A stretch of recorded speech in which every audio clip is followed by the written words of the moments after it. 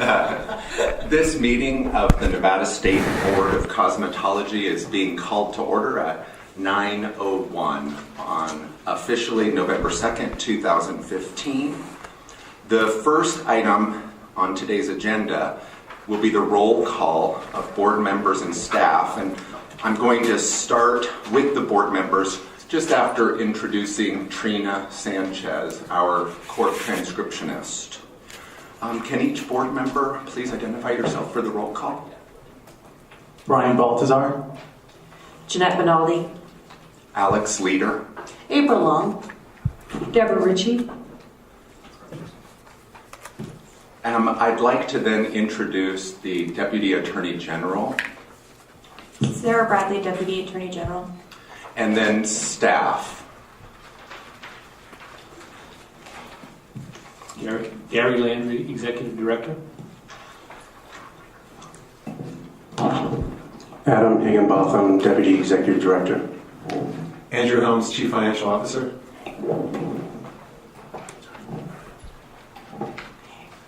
Annie Curtis, Chief Inspector. Christopher Mischler, Investigator.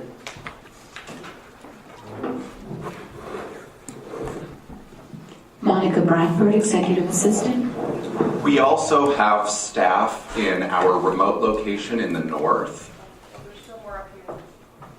Charlene Marsh, Inspector 2. And evidently there are other staff members here in the south, too. Pamela Fitzgerald. Delina Ginger. Have I overlooked anyone? Thank you, everyone, for making roll call. I also wanted to thank our newest board members for coming on board. They've introduced themselves, so welcome. And I also wanted to thank our departing board members. Ms. Koki Booth, who just walked into the room. Not quite yet, but I did want to compliment Ms. Booth. You know the rules. I wanted to break them one last time. And Ms. Booth is instrumental in some of the actions that we're going to be hearing today. Also, Neil Hoffman, who served as our president 2 terms ago, and Mr. Perry Nixdorf, who just recently served as our vice president and also chairman of our law review committee. I want to thank them for their service to our board and to the state. The next item up for the agenda is the Pledge of the Allegiance, and if I could have everyone please stand for the pledge. I pledge allegiance to the flag of the United States of America and to the republic for which it stands, one nation, under God, indivisible, with liberty and justice for all.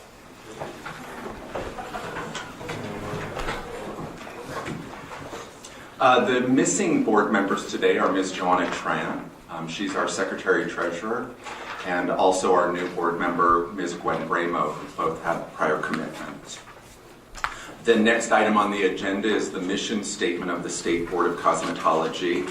I'll take a moment to read the mission statement of the Nevada State Board of Cosmetology is to protect the public health, safety, and welfare through education and ensuring only qualified persons are granted licenses to perform cosmetology in the state of Nevada, and that all areas where cosmetology services are provided are kept clean, sanitary, and safe according to NRS 644 and Nevada Administrative Code 644. At this time, we'd like to open up the meeting to the general public for any comments that are not part of the agenda. For those of you who attend this board meeting for the first time, let me just quickly review the process for you. And this ensures that the general public has a maximum input into the board proceedings, and so we will adhere to just the following format for all agenda items that are not a part of any formal hearing or citation appeal. The agenda item will be read. Comments from staff will be heard, and board members may question staff, and then members of the public who wish to give input will be heard. I will then just close that public portion, and we'll just ask if any board members would like to discuss an agenda item. And they can ask for clarification from the Attorney General's representative or for clarification from the general public comment. And then after that discussion is complete, then I'll just ask for a motion, and if that's made, then we'll just simply discuss by the board. And with that discussion of the motion, I'll then call for a vote. And then after that vote, I usually restate the motion and the status of the vote. Now is the time for all of us to just listen to comments from anyone in the audience. Please. Just as a matter of formality, there's a tight agenda today, and so we do ask that all comments be limited to 3 minutes. Inga Diaz representing Maranello Schools of Beauty. Could you spell your name for our transcriptionist, please? Inga, I-N-G-E, last name Dietz, D-I-E-T-Z. D-I-E-T-Z. This item is not on the agenda, but I just want to have clarification on the instructional hours. I know that we've been going over all the instructional hours from the past meetings. I just want to confirm that the cosmetology theory hours will be maintained at 250 hours. Correct? Yes.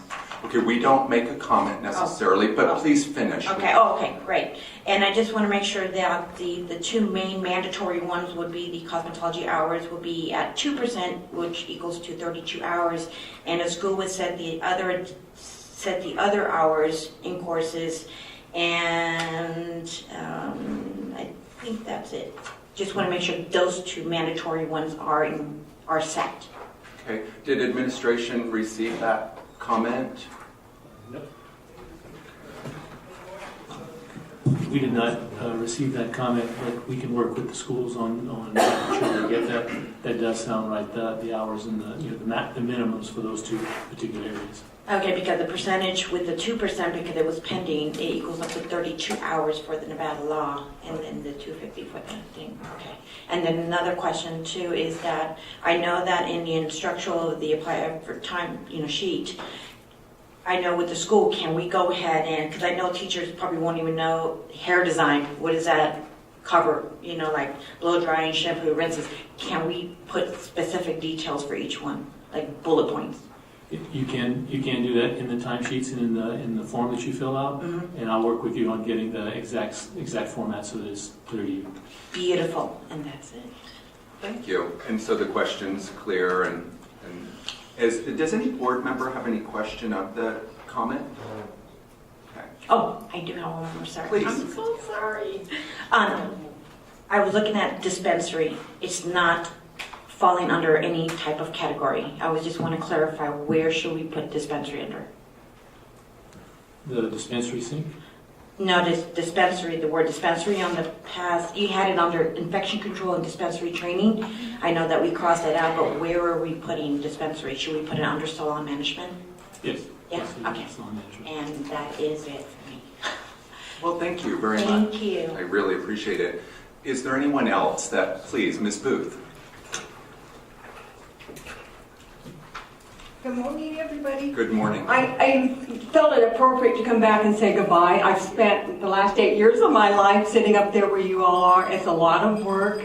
You're going to enjoy it. And I just wanted to say thank you to our wonderful Governor Brian Sandoval for putting me in this position, and all of you guys. I want to thank Annie for helping me with so hairdressers can work in hotels now.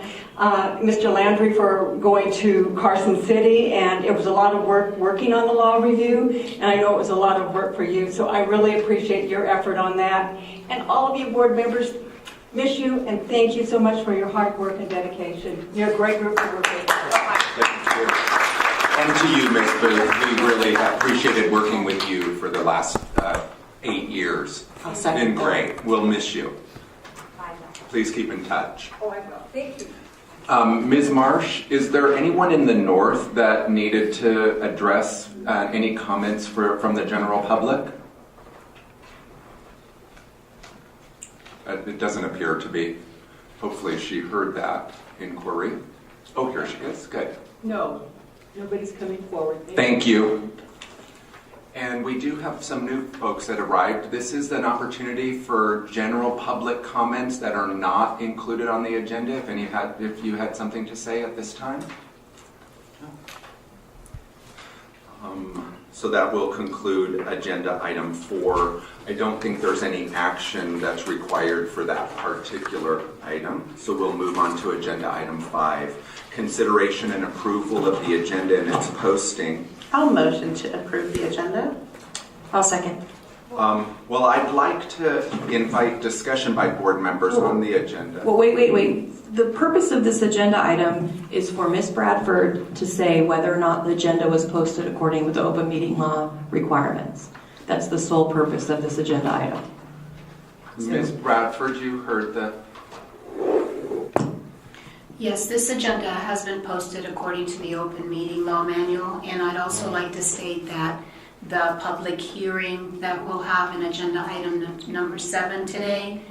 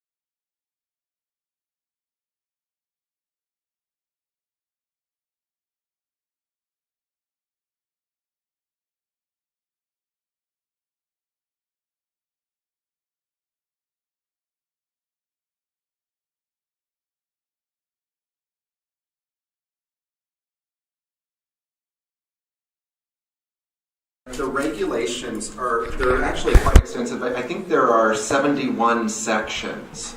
And so currently, there have really been 3 sections that people have expressed a concern about. So if we could just, while we're waiting for Ms. Bradley, and there does seem to be some comments that folks would like to see these regulations be seriously considered for today. Let's just, absent the 3 sections that have received the most comments, were there other sections out of the 70, there's more than 71, there's 95, right? There's 95, or 94 sections rather. Oh no, 95, yeah. So, looking at page 87, that is the 95th section of the regulations. So, section 94 had a concern, and then section 93 had a concern, and then there was a predominant concern with section 17. Absent those 3 sections, are there any other comments or questions or concerns regarding the other sections of the proposed regulations? Does anyone feel that the small business impact report would need to be considered for any other section besides those 3 that are receiving the most concern? Is everyone comfortable taking a look at whether or not we could proceed with the adoption of these regulations with the exceptions of sections 17, 93, and 94, which we can then address later on in the meeting once Ms. Bradley comes back with the Small Business Impact Report? Are there any other questions or comments or concerns, particularly from the general public, because this is where we are in today's hearing, is we're receiving public hearing information to make a decision on the proposed regulations, which will happen in the next agenda item. Or is it the next one or the following agenda item, I guess? It is the next one. Thank you. Is the board comfortable with having received the maximum amount of public comment regarding the other sections of the regulations? And I do need to come back to that lease section. What was that? What was the section where you highlighted the lease? Oh, it's section 73. So there's actually 4 sections that are, if I could entertain a motion regarding the adoption of the proposed regulations with the exception of section 17, 73, 93, and 94. Does anybody have concerns about what I've just asked? Or any concerns? Do you want me to read those sections or separate them? Is everyone comfortable? There was what I would consider an overwhelming recommendation that absent these 4 discussed areas, the proposed regulations were hopefully going to be considered today by vote. Mr. Leader, Sarah Bradley has asked that we not go forward with the meeting until she is present. I am just reiterating her words. Okay. She just well, called the meeting me. was called back at 10:35. I know, but she asked that we hold off on it until she can get the proper documents that you've been requesting. So she's been working diligently on that. Thank you, Ms. Bradford. I appreciate the concern. I have asked for general public comment in the hearing section if there were any concerns that the Small Business Impact Report would pertain to the rest of the document. Would anybody like to speak to that? Will you restate, please, 73, 93, and 94? Yes, I would be happy to. So you're very familiar with 17. Yes. Number 73, it's regarding NAC 644.307. It's section 1. It's the last 3 words in that top section right before subsection A. And Ms. Benaldi made the recommendation that the word least be removed. In section 93, there is concern that the fining structure may need some additional clarification. And finally, in section 94, while there was commentary on both sides, Ms. Leon spoke to the fact that she personally has experienced the dilemma of false claims posted on social media. I suspect that there may be other folks, and we'd like to certainly welcome those folks to another workshop, and so that may need additional conversation. So those were the 4 sections that I might discuss with the board. If I could have a motion or any additional comments, and we can certainly, once we have a motion and a second, we can certainly open it up for discussion. I don't believe you can have a motion yet. You're discussing public comment. Oh, okay. Maybe in the next area where you're going to take and you'll be adopting things. Okay. That's where you'll discuss the passing of a motion. Okay. So at this time, it is difficult to close public comment without the public having the opportunity to read the document that Ms. Bradley is bringing. So if it's amenable with the board, we can table this discussion until Ms. Bradley returns, and we can we can't proceed with the formal hearing, the formal complaint without Ms. Bradley anyway either. So are there any suggestions? Can we wait until she comes back? What she asked me. Well, most certainly. We don't mind waiting. We'd rather her be here. And so that seems to be the overriding opinion. So this meeting is suspended until Ms. Bradley returns. Information for me to process right now to make a decision. Great. Well, then let's go back on the record and let's say that. Have all the audience members had the opportunity to look at the report? Okay. So I know that people have said that they don't mind waiting, but because we're being broadcast, I'm going to go ahead and bring the meeting back into session. The Nevada State Board of Cosmetology meeting of November 2nd is back in session at 10:59.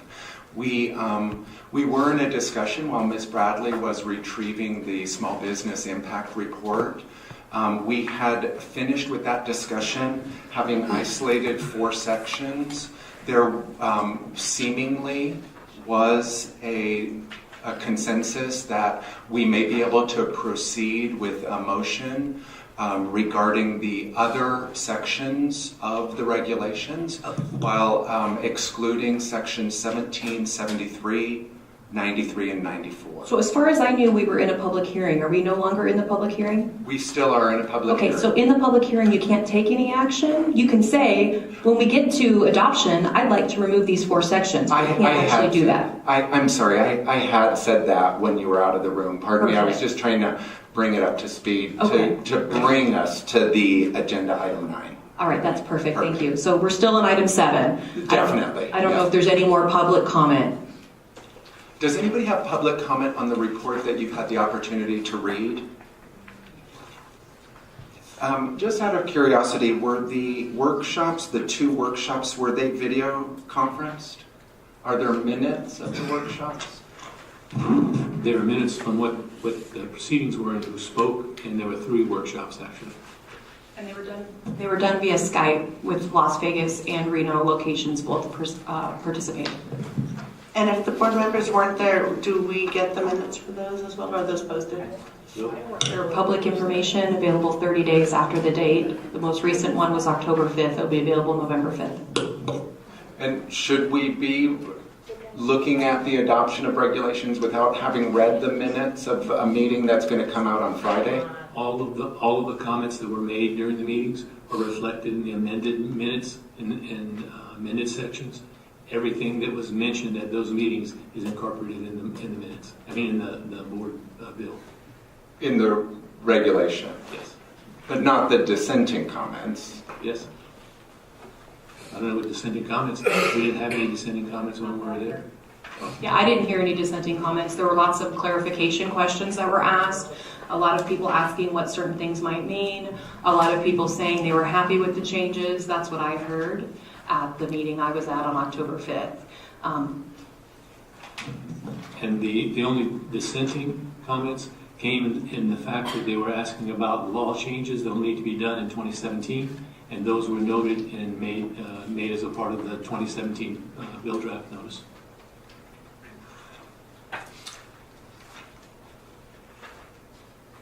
Generally, the purpose of a workshop is actually to do the drafting. It's not always to comment on the finished product, because most of the time the finished product's not available when you have a workshop. But in this case, we had a finished product and there were 3 workshops. And are the minutes of workshops generally made available prior to the adoption of regulations? No, normally they're not. I mean, they can be, but they just normally aren't.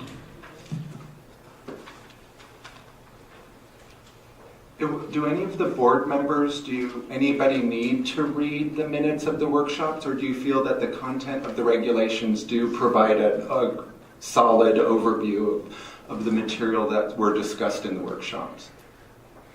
I would like to read the minutes, actually. I think it would be extremely helpful. I think that, I definitely take what Mr. Landry and Ms. Bradley have to say at heart, but I would like to also read it for myself, because I myself would have loved to have been there. I have been actually in the hospital a couple of times in the last couple of months and unable to attend any meetings or anything else for that matter.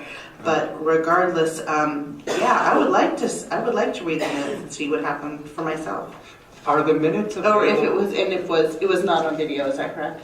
It was not video. It was on video. Okay. No.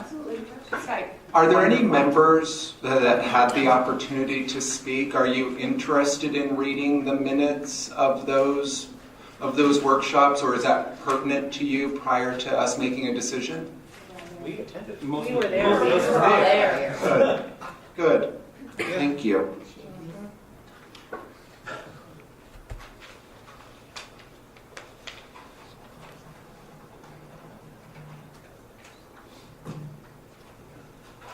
Mr. Leader, do you feel like you have adequate time to go through this document to make a decision or to ask for motions? I feel like your comment that you said before, you said it seems a little overwhelming. Well, I'm not necessarily seeing the business impact to banning devices. I'm seeing the regulatory compliance aspect. Still, I'm very uncomfortable with approving a section that I don't see exactly the economic impact of an illegal device. I would say, I would like to draw the board's attention to existing regulations, if I might, regarding, so if we could go to NAC 644.367, 368, and 372. I don't believe you actually have to say what the impact is if something's already illegal. So for example,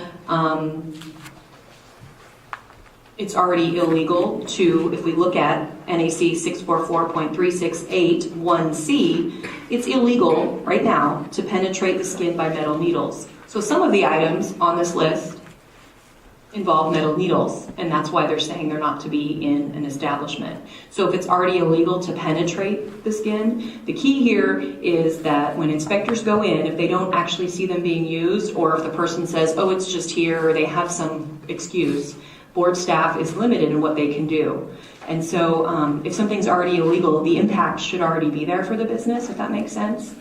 When you're talking about impacts, you're talking about things they're lawfully able to do and restricting their use. If you're not able to poke someone with a needle in an establishment today, saying that needles cannot be in an establishment does not negatively impact that business, because lawfully they can't use it anyway. The same would be true for the cradle blade. So perhaps the list should be removed, but I will tell you, cradle blades are ongoing, as are the cheese graters. Every time I get a pedicure, I see the cheese graters being used in the salon. Generally, they try to use them on me. It's illegal today as we sit here because... Ms. Bradley, I just want to come back to NRS 233B.0608 in subsection D. It says, prepare a small business impact statement and make copies of the statement available to the public not less than 15 days before the workshop conducted and the public hearing held pursuant to NRS 233B.061. A copy of the statement must accompany the notice required by subsection 2 of NRS 233B.061 in the agenda for public hearing held pursuant to that section. I'm concerned that if we didn't indicate that the small business impact was available within that 15-day cycle, particularly regarding agenda item 7, and it's not listed, it's neither listed nor compliant with the 15-day requirement.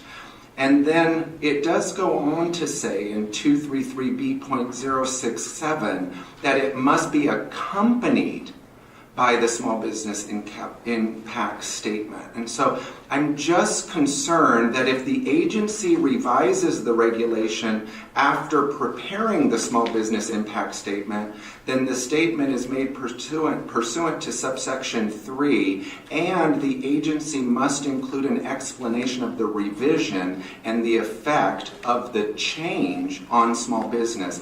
I'm just very concerned that giving us this at 10:35 is not compliant with the 15-day requirement. And what I'm concerned about is I think you're misreading 233B.0608.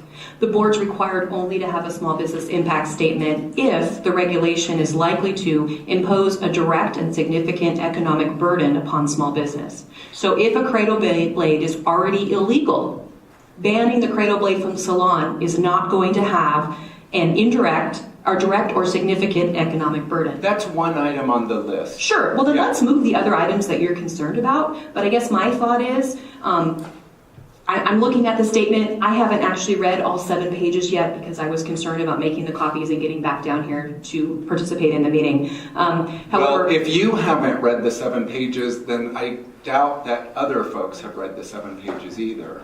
And again, I'm very concerned that we are doing something where there has not been adequate review. There's seemingly nothing that would prevent us from posting a workshop and posting it properly, making sure that the folks in Reno that said that they wanted to attend the workshop, did they receive this economic impact report? Because the people that spoke earlier were not on the mailing list for regulation, so no, they weren't there. But you did just distribute it, and you know that 2 people spoke, and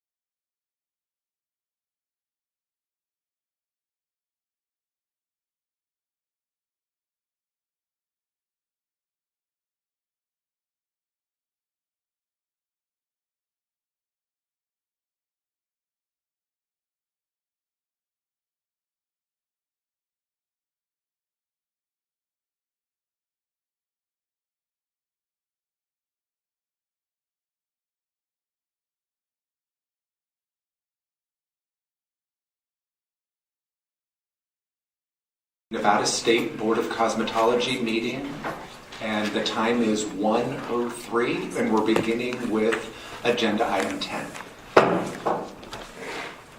Ms. Bradley, excuse me. Let me begin that process. Ms. Bradley, there is only one complaint today. Do I need to be as thorough with the hearing guide if perhaps a resolution is already taking place, or should I instruct the board and the audience of the process for the hearing?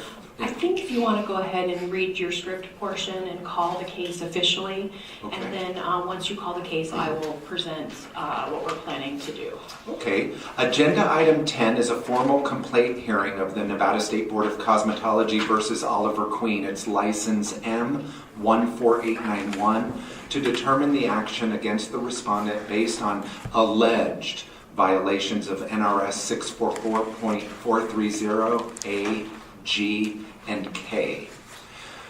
The board will consider this complaint, but for those of you not familiar with the process of the complaint hearing, let me just present an overview. The respondent is the person representing the establishment who the complaint has been filed against. The Deputy Attorney General... a licensee. Oh, pardon me. So in this situation, not the establishment, but the licensee himself. The Deputy Attorney General will present the board staff's case. She will enter the exhibits into the record and call witnesses to testify, and after all of the testimony, each of the witnesses have completed their testimony, the respondent will be allowed to ask questions, particularly of any witnesses, and then the board members will ask questions of the witnesses. The respondent is then allowed to call any additional witnesses to testify and enter any exhibits for the record.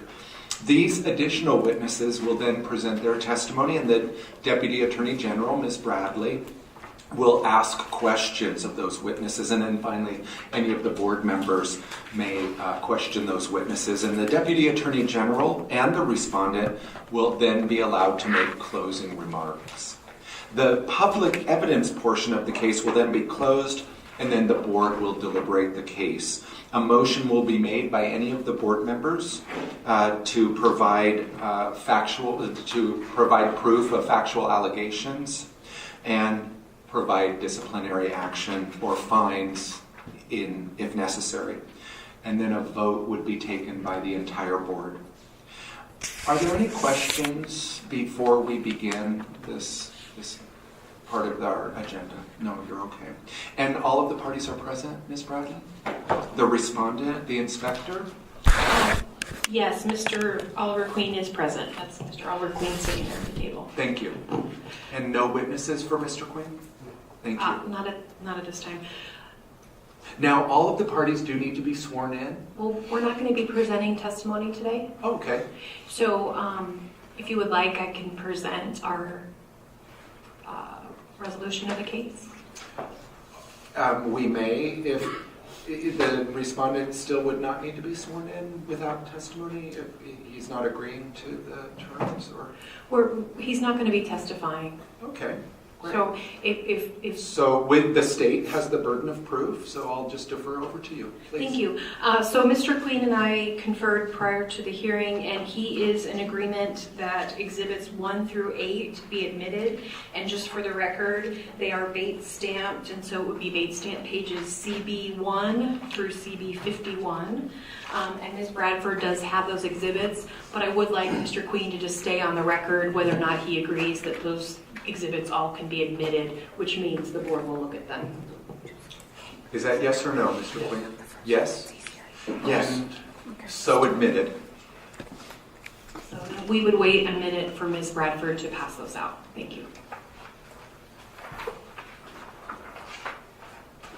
I did want to also point out, as part of our roll call, that we do have another Deputy Attorney General present and if you could please state your name for the record.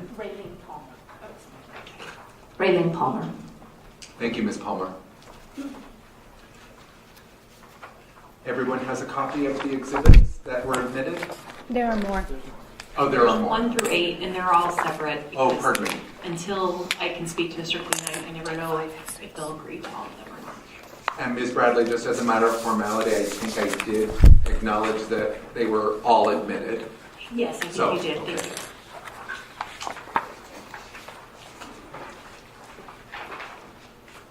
And I guess as we're passing them out, Mr. Queen, as the respondent, did you have any objection to any of this evidence being admitted? No. No. And that's section or exhibits 1 through 8. Yes. And no objections? No. Thank you. So as those are being passed out, we do have a stipulation to facts and liability to present to the board. And so what that means, just to refresh your memories, Thank you. a stipulation to facts and liability means that Mr. Queen does agree to the 11 factual allegations as outlined in the complaint, 1 through 11. He admits that those are true, and I would like to read them into the record, and then I would ask Mr. Queen to state on the record that he does agree to those facts. So if I might read them. So factual allegation 1 is that on or about July 7, 2015, the board received a duplicate license application for respondent Dat Fan, also known as Oliver Queen. Number 2, a staff member noticed when reviewing the duplicate license application that the photograph included in that application did not match the photograph that was provided in conjunction with the past 2 license renewals. Number 3, the staff member notified the board's inspection department of this discrepancy. Number 4, respondent came to the board office in mid-July 2015 for an interview with Deputy Director Adam Higginbotham and Inspector Diana Ball. Number 5, during this interview, respondent told Deputy Director Higginbotham and Inspector Ball that respondent had allowed his cousin to use his nail technologist license number M-14891, while respondent was in Minnesota. Number 6, during this interview, respondent indicated that he allowed his cousin to obtain 1 duplicate license and submit 2 license renewals from 2010 to 2014. Number 7, during this interview, Deputy Director Higginbotham and Inspector Ball asked respondent to retrieve his license number M-14891 that was being used by his cousin and bring it to the board office by August 3rd, 2015. Number 8, to date, respondent has not provided this license to the board office. Number 9, the board's investigation revealed that another individual, not respondent, renewed respondent's license number M-14891 with the other individual's photo in 2010, 2012, and 2014. Each was a 2-year license. Number 10, in a letter dated August 28, 2015, respondent denies these allegations. Number 11, staff believes and therefore alleges that respondent knew that another individual was using his license number M-14891 from at least 2010 to 2014. And Mr. Queen did tell me before we went on the record in the hearing that he does agree to these facts, but again, I would like him to state that for the record. Is that yes or no, Mr.? Yes, Mr. Queen? I do agree with all the facts. So, 1 through 11 that Ms. Yes. Bradley just read. yes. Thank you. And then Mr. Queen and I also discussed the violations of law, and he does agree with the violations of law, and there actually are 5, so I would like to read those into the record. First, claim for relief by allowing someone else to use his license and or by providing his license information for another person, for fraudulent or unlawful purpose. Respondent has engaged in fraudulent misrepresentation, which is grounds for disciplinary action pursuant to NRS 644.430 sub 1 sub B.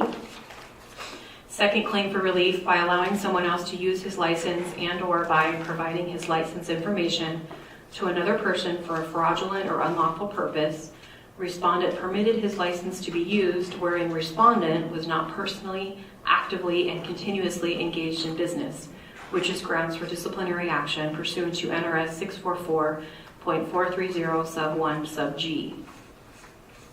Third claim for relief, by allowing someone else to use his license and/or by providing his license information to another person for a fraudulent or unlawful purpose and/or by failing to return his license to the board, respondent has violated NAC 644.711, which is grounds for disciplinary action pursuant to NRS 644.430 sub 1 sub A and/or K. Fourth claim for relief, by allowing someone else to use his license and/or by providing his license information to another person for a fraudulent or unlawful purpose, respondent has engaged in gross malpractice, which is grounds for disciplinary action pursuant to NRS 644.430 sub 1 sub C. And fifth claim for relief, by allowing someone else to use his license and/or by providing his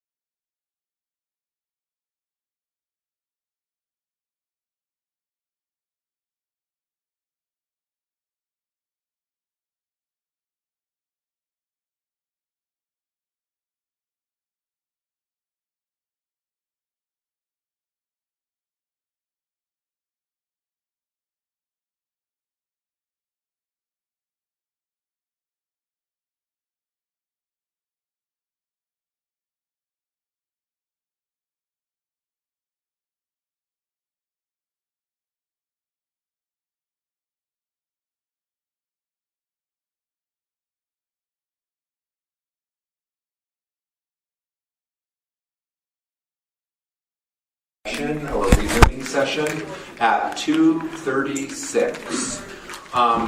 We're at item number 15, but I also wanted to point out that I'd like to move item number 19 to right after item 15. So we would be hearing item 15, item 19, and then finishing up with 16, 17, 18, and the balance of 20 through 23. The use of salicylic acid in the performance of cosmetology services is permitted in NRS under specific conditions. And as you know from reading your literature that was provided, I don't need a motion to move 19, do I? 'Cause I have the authority to just move an agenda item.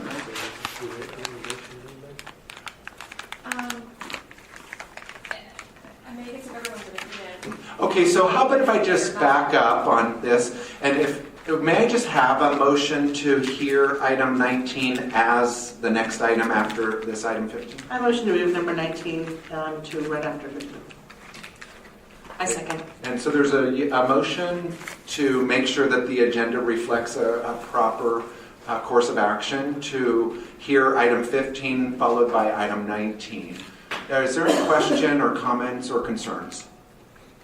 All those in favor, please say aye. Aye. Aye. Any opposed? And that motion carried, so let the official record show that the agenda will be modified so we can hear the discussion of the board meeting locations right after the item 15 use of salicylic acid. If you, again, kindly refer to your salicylic acid documents that were provided in your packet, you can see that a couple of years ago, well, first of all, for 9 years, the Board of Cosmetology has been talking about licensed professionals having the ability to use salicylic acid. We, as a board, drafted the bill request, the 13 ABCD 1082, to amend NRS 644.472 to remove the prohibited use of salicylic acid and to allow for its use. That was further elaborated in August. Well, it kind of started out in August of 2010, then it moved to February of 2012. In May of 2014, there was also a discussion. I did bring the minutes of that just in case anybody wanted to see it. It's on page 147 and it follows through all the way to 151. And then finally today, we just want to maybe revisit it. Just as another friendly reminder for our two board members, two new board members, I should say. The board, way back when, I think in 2010, Jeanette and I and one other person sat on what we call the Aesthetics Curriculum Committee. We called that the two-tier committee because there was some discussion that clinical cosmetology might be something that we would explore as a licensing option for people who wanted to maybe do paramedical or medical assisting or some type of wellness that was not included in licensure. So we kind of tossed around a couple of terms over the course of about 2 years on how we would see this type of clinical cosmetology develop. It didn't seem to go anywhere because nationally, the state boards of cosmetology generally tend to not like two-tier licensing structures. And then we also, as a board, discussed the inspection difficulties because, for instance, Ms. Long might be a second tier, I might be a first tier, but who's doing what when the inspection department comes in? So it just seemed very vague and nebulous, and so that committee was disbanded in February of 2012. We decided at that time that the two-tier licensing was probably not something that we wanted to continue to explore.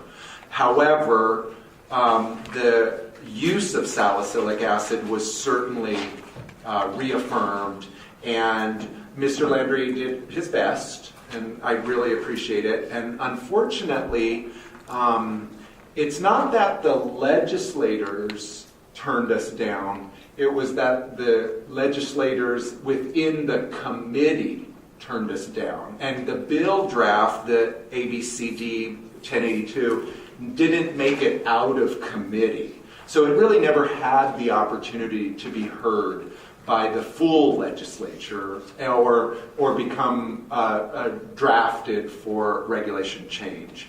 And that's kind of what brings us to today is sharing with Mr. Landry and staff the continued direction for the use of salicylic acid. I think when I actually look at my notes now, I probably should have given Mr. Landry the opportunity to speak first. I'm noticing right here it says, Mr. Landry, you're welcome to begin. So at this time, absent any questions that you might have of me, perhaps that's just a casual overview to bring everybody a little up to speed at how long this discussion has been taking place. Mr. Landry can go, and then maybe we can just ask questions of either of us. Okay, the FDA in 2014 put out a document called Topical Acne Products Can Cause Significant Side Effects, or can cause dangerous side effects. And that talked about salicylic acid and some of the things that could happen when you use it in a concentration that's too high for what it should be.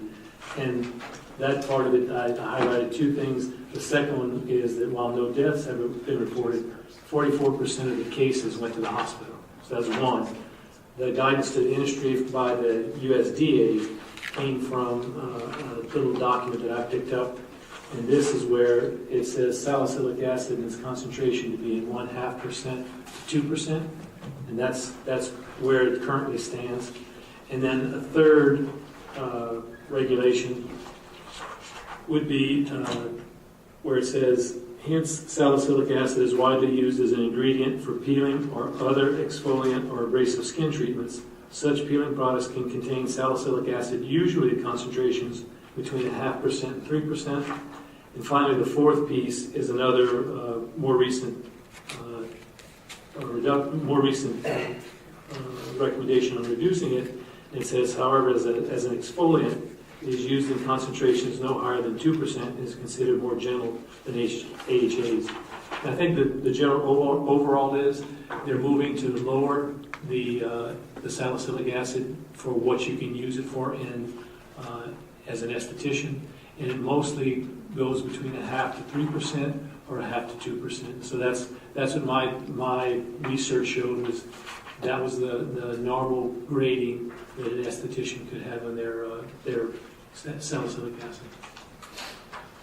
That's it. Okay. Just as a matter of formality, the staff did provide quite a bit of information, and Mr. Landry just alluded to some of that. I wanted to just maybe point out this little picture one, and just make sure that everybody can see that even on this particular form, concentrations can range up to 12%, while the exfoliant is concentrated at no more than 2%. You can find that, particularly in wart remover. And remember, with wart remover or keratosis pilaris, you still are only affecting the stratum corneum. A wart is a viral transmitted keratinocyte, and so salicylic acid acts as a keratolytic. So it really is only dealing with the stratum corneum level, and it will deal with that stratum corneum level up to a 17% when it's compounded with resorcinol and salicylic acid and lactic acid in the Jesner's compound. And even in the Jesner's compound, we're still only dealing with the stratum corneum. We're not going into that. We do affect the basal skin cell layer because it has a natural, sanitizing effect for the skin. So it's kind of ideal for acne because it flushes out the follicle for acne. And so it's a great tool for acne. The problem with the law, however, is that the law just simply bans its use. It doesn't ban the use in any percentage amount. And that's what makes it so difficult, because it's when I say law, I should say administrative code. It's NAC 644. Pardon me, I'm on the advanced. It's isn't it NAC 644-470? It is NRS. Pardon me. It is NRS. I had circled another one. Pardon me for moving everybody astray. The part that's prohibited is if the purpose of the salicylic acid is for the peeling of the skin. So if we go NRS 644.470, subsection 2, and so it starts off at the very beginning, nothing in this chapter, and then subsection 2, permits the local application of carbolic acid or corrosive supplements or their derivatives or compounds, salicylic acid, resorcinol, and any other corrosive substance for the purpose of peeling skin. So all of these things are not allowed if the purpose is to peel the skin. Right. My understanding, though, when you're using a salicylic acid product for acne, you're not trying to peel skin off. Not at all. No. So it would be permitted to use as long as your purpose is not to peel the skin. But I think what happens, Sarah, is that in our industry, the consumer is attracted to the word peel, and consequently on people's menus, you'll see peel. When really, so it's kind of like this rock in a hard place where we want to use salicylic acid for exfoliation and cleansing, but the distinction between peel and exfoliation is kind of vague. It's a little bit vague. And it's not just vague to the users of salicylic acid, the licensed professionals, but it's vague to the consumer. Because it's real easy for me to market an exfoliating product, but the consumer wants to hear that it's going to give them a peel. And so it's kind of a challenge that we are banning the use, or we're prohibiting the use of salicylic acid when really it's just within the interpretation of its purpose. The purpose, of course, is cleansing. It flushes and cleanses the follicle, particularly if the follicle has debris, and it also improves post-inflammatory hyperpigmentation. So sometimes when people do have a little bit of a breakout, they might have a pimple for a day, but they have a red mark, a post-inflamed hyperpigment of the skin for like 3 to 4 weeks. And that's where salicylic acid and the use of cleansing and exfoliation is highly desirable. And I respect that that the law 644.470 prohibits the use for peeling the skin. But I just think that that's challenging for the way that we see menus written. And in fact, some menus that I've seen are using, you'll see quite clearly that the salicylic acid has been compounded into a Jesner solution. And so the board has already asked that we allow for the use of salicylic acid. It's just a matter, I think, of redirecting staff to just continue with that concerted effort to have a bill draft request and to continue to modify. Peeling skin is outdated terminology in the sense of it's confusing to the consumer, it's confusing to the licensees. Because when I think of peeling skin, because there are some products that dry your skin out to the point where your skin does peel off. And so I guess that's what I'm thinking of. I don't know. But yeah, for sure. My understanding is there was an attempt to bring a bill change for this, and that the legislature said no previously. Not that the board can't try that in the future, but my understanding is Dr. Hardy in particular said... Well, I think that's what I explained in the beginning, is that it wasn't the legislature, it was committee.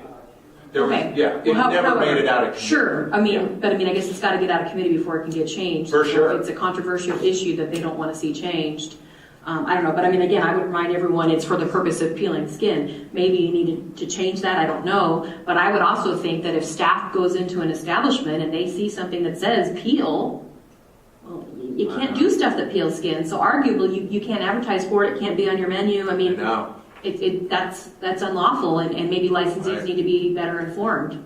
And our investigators need to be a little bit more aggressive. Sure. Well, it's a marketing term. Right. That's what's used, is peels. Although, you don't peel the skin, it's just called a peel. I'm trying to think of some other metaphor that would match, but nothing's coming to mind. I think of a TV show that was on a while ago, and the person's got a very red face, and so I know I would never go and ask for a peel because I'd be too afraid. Well, red doesn't always constitute peeling, though, either. I know. It's just... erythema can happen just in touch. You don't even have to be using a product to have erythema to the skin. Yeah, so I don't know, I guess I would just say, I mean, because you can't use any of these things for the purpose of peeling the skin, if somebody's advertising that they're peeling skin or doing a chemical peel, it's unlawful. And I think that can be a citation-worthy offense. So I guess this discussion on salicylic acid just brings to light kind of a really rewriting outdated language. I mean, it's kind of the same philosophy that we had within the infection control and prevention, is that with infection control, and this is a side issue, but with infection control, the Board of Cosmetology doesn't isolate, we don't vaccinate, we don't do any epidemiology, so we don't control infection. We prevent infection by washing our hands. That's what we do. We prevent it. And so the outdated language of infection control really encourages, it speaks to something that is outside the scope of our practice, whereas infection prevention speaks to our practice quite clearly.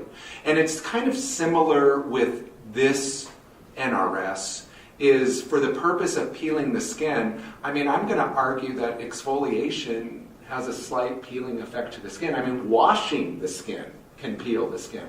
Using a little aggressive scrub could potentially peel the skin. So again, I almost feel that this restating of our position to use salicylic acid is really asking for a rewrite of this section 2 that kind of brings that language, that marketing term of peeling, makes it a little more progressive. However, that's my personal opinion.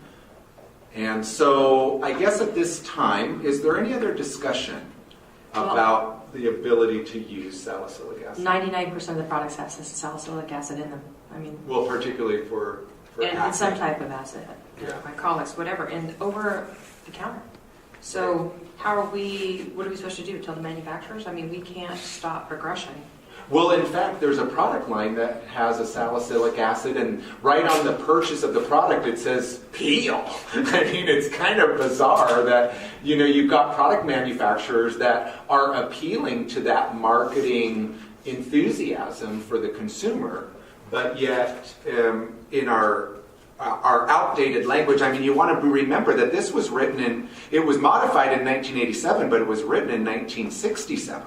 Oh, well, the salicylic acid portion and the peeling of the skin was added in 1987. I just pulled it up. Right. So yeah. 1987, that's when it's from. So again, I mean, I would say even if lots of things have it, as long as you're not putting it on for the purpose of peeling the skin, you can use those all day long.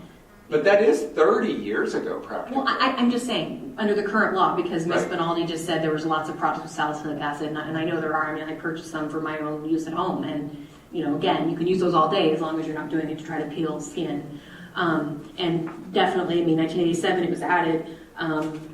It looks like is a part of other changes to the chapter, so it may very well be time to try to make a change again. But it may be that you need to maybe look at changing the word peeling skin. I don't know how you would say it.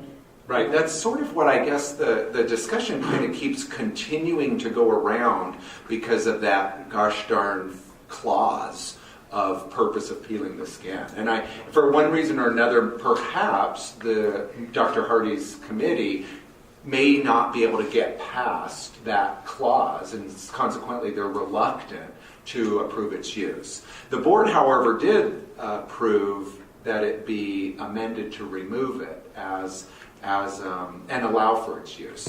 So at this time, if there's no really more discussion, we'd like to move on. But I guess today, in terms of the use of salicylic acid, I would like to ask the board to please restate its position on whether or not salicylic acid should be allowed by licensed cosmetological establishments for the use by licensed professionals, not for the purpose of peeling the skin, but for the purpose of exfoliation and cleansing.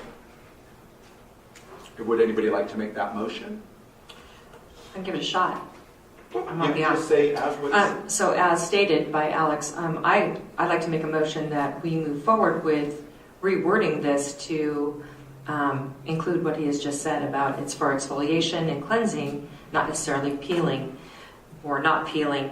So maybe it's just an antiquated thing, but I think it should be maybe brought before the LCB again during our next session and try to get through with some new wording. You might be able to, what he just said about salicylic acid is permitted for the purpose of exfoliation and cleansing. You might be able to add something like that to your regulations right now.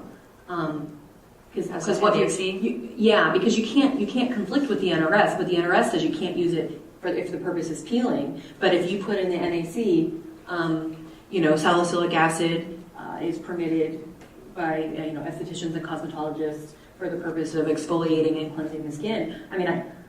At least based on my initial review right this second, I don't know that would be prohibited, and so maybe you could add that in and clarify if you wanted to.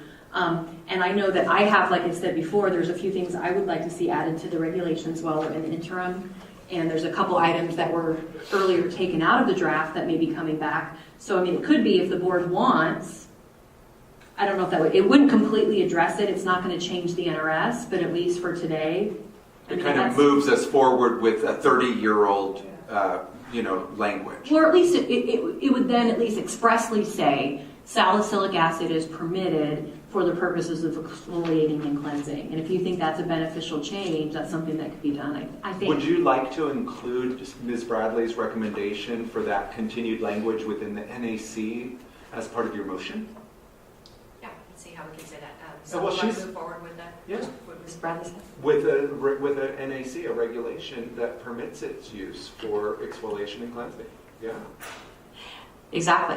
That's what I'm thinking. Yeah. Go for it. I'll second that. We could try it. There could be, who knows if we'll make it all the way, but it's certainly something if you think it's beneficial to maybe try to do to at least clarify. Yeah, awesome. Great suggestion. Yeah, beautiful. You're right on. Is there a second?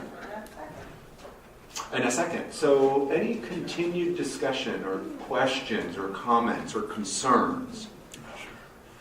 Do I need to restate that motion? No? Okay. And I guess maybe if I were to add a little bit of discussion, is I'd like to see that that administration continue not with just the regulation, the NAC component, but also when 2017 rolls around, that we continue to modernize the language of NRS 644.470, item number 2. Would you be willing to modify your motion to include that direction to staff? Yeah. To modernize that language of peeling the skin? Yeah, I'll make a motion to amend my motion. And would you be willing to modify your second? I'll modify my second. Would there be any discussion or questions or comments regarding that modified motion? Should I ask for public opinion at this time, since we're talking about making a... So at this time, if there's anyone from the general public that would like to make a comment regarding pursuing regulation to allow for the use of salicylic acid? No? And just to clarify, you should actually call for public comment on every item except for the cases, because that's what we say on the agenda we're going to do. So, yeah, it's absolutely appropriate. I tried to do that. I made little notes too. If I've overlooked it, please forgive me. All those in favor? Aye. Aye. Any opposed? All right, that motion carries. So awesome. Awesome sauce. Thank you, board and staff. Awesome. And I really appreciate the efforts that you tried to do this year. Please don't misunderstand. Yeah, I'm so grateful that we got as far as we did. That's the furthest we've gotten.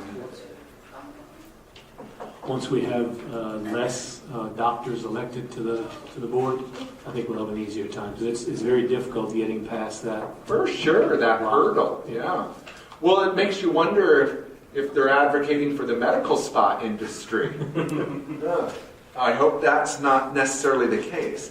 We did indicate, however, just as a matter of formality, because I did bring up prior information about the aesthetics curriculum committee, the two-tier licensing committee, I just want to be real clear that we shouldn't need those committees to assist in any way unless somebody felt that that was a needed committee.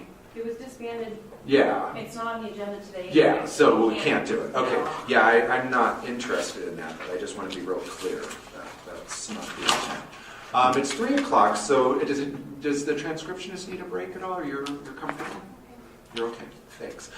We are going to move to item number 19, the following schedule for the board meeting dates. This is actually seemingly a two-part agenda item because there's a budgeted amount, and I'm not quite. Am I looking at the right one? 19 budget, and then what we would be doing at some of the proposed meetings. Okay, so the next order of business is the discussion of the 2016 board meeting schedule and hiring of administrative law judge. I know that Mr. Landry is will present why the law judge should be hired, and so perhaps I'll just turn it over to you, Mr. Landry. All right. The following meeting schedule, February being in Las Vegas, May being in Las Vegas, August being in Reno, November being in Las Vegas, is in line with kind of where the board is. The board makeup and the board population of licensees is about 3/4 in the south and 1/4 in the north. And we're trying to do is just align the meetings so to line up with that. So we'd have 3 meetings in the north, 1 meeting in the south, and that's the proposal on that one. The second part of it is because we've got 6 cases that are lined up for next meeting. 6 cases, not like the one we saw, but not settled. 6 cases like that, and one of the ways that we can move around that is to hire an administrative law judge. Administrative law judge hears the cases, rules on the cases, and then we bring those rulings so that you can see them. And if you don't agree with them, if there's one that looks out of order, you pull it, and then we can explain the facts of the case. But I think that's a pretty decent way of doing it. It also has another advantage that anything that's paid in, for instance, if they say it's $2,000, 6 cases, and it's $2,000 per case, then it's $12,000. If they have 5 cases and it's $2,000, it's $10,000. All of that money goes to the board. Right now, that money goes to the state. So by hiring a judge, we can do 2 things. One is get the cases heard more quickly, and the second thing is get the money into the account for our use rather than for the state's use. So that would be my prescription. The board meetings where they're shown, and then hiring an administrative law judge to go over those particular cases. And we wouldn't bring every case to them, only bring the cases that are outside the purview of cosmetology. It's not cosmetology that we're worried about. It's another thing that we're worried about, mostly prostitution. Okay. So it's my understanding that this law judge is not on permanent staff. He's strictly hired. He strictly is used when we have cases. So we hire a judge, get him in, hear the case case is heard, it's done.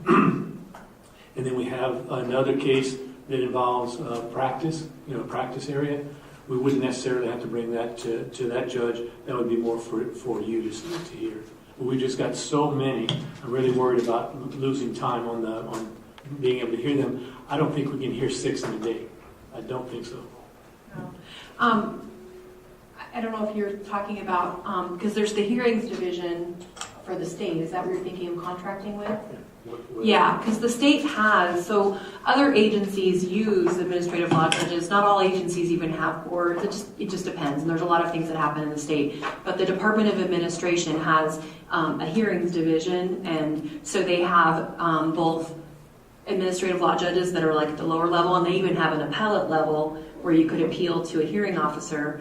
Or appeals officer, I think they're called. Anyway, so there's actually the process for this in the state already, and so I think what would happen is the board could actually contract with them, because I know that there is a fee that they charge to hear cases, and they're state employees, and they go to different trainings, and so they know how to conduct hearings, for example.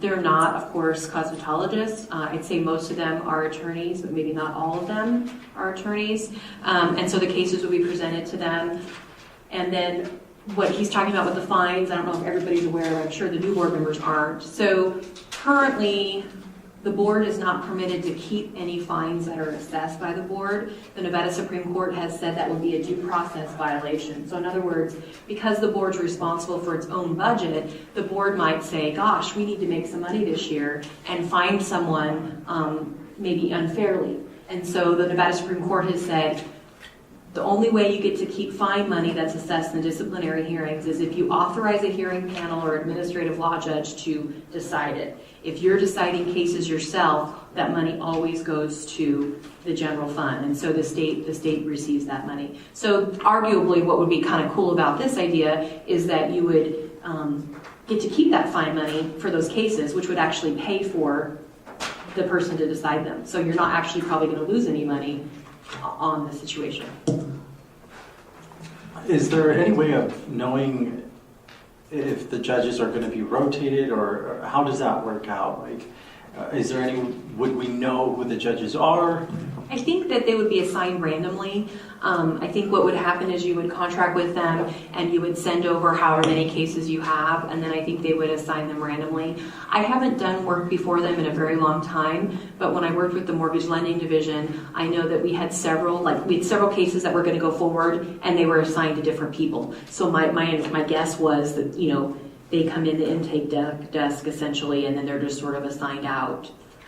What is the cost associated with something like that? I'm not sure what the actual cost is. I can get the related cost with the administrative law judge, but it's much less than 7 of you. I can tell you that. 7 times your salaries, it's going to be much less than that, especially when you look at 6 cases that are all going to have to be heard in a very short time. That's not going to leave a whole lot of room for the other administrative things that you do. She's trying to look up see if they have it listed with I didn't think of that one. And when I looked at their cases, out of all the cases they've heard, 1 case was appealed. So in all their cases, 1 case was appealed. Because they hear it's down a pretty rigid line that they go down, and they stick to the topics, they rule on it, and then it's done. And then that's the end of it. And most of the time, the administrative judge is the one handing out the crime, the sentencing. So he handles out $2,000 per offense and court cost, and and whatever else our costs are. So you start getting a pretty good amount of money, and it's going to be really helpful in the case of prostitution, because that's not something that comes up with us very often. We just found a whole bunch of them, and we want to try them as quickly as possible. That's going to be very difficult in the way we have our board set up now.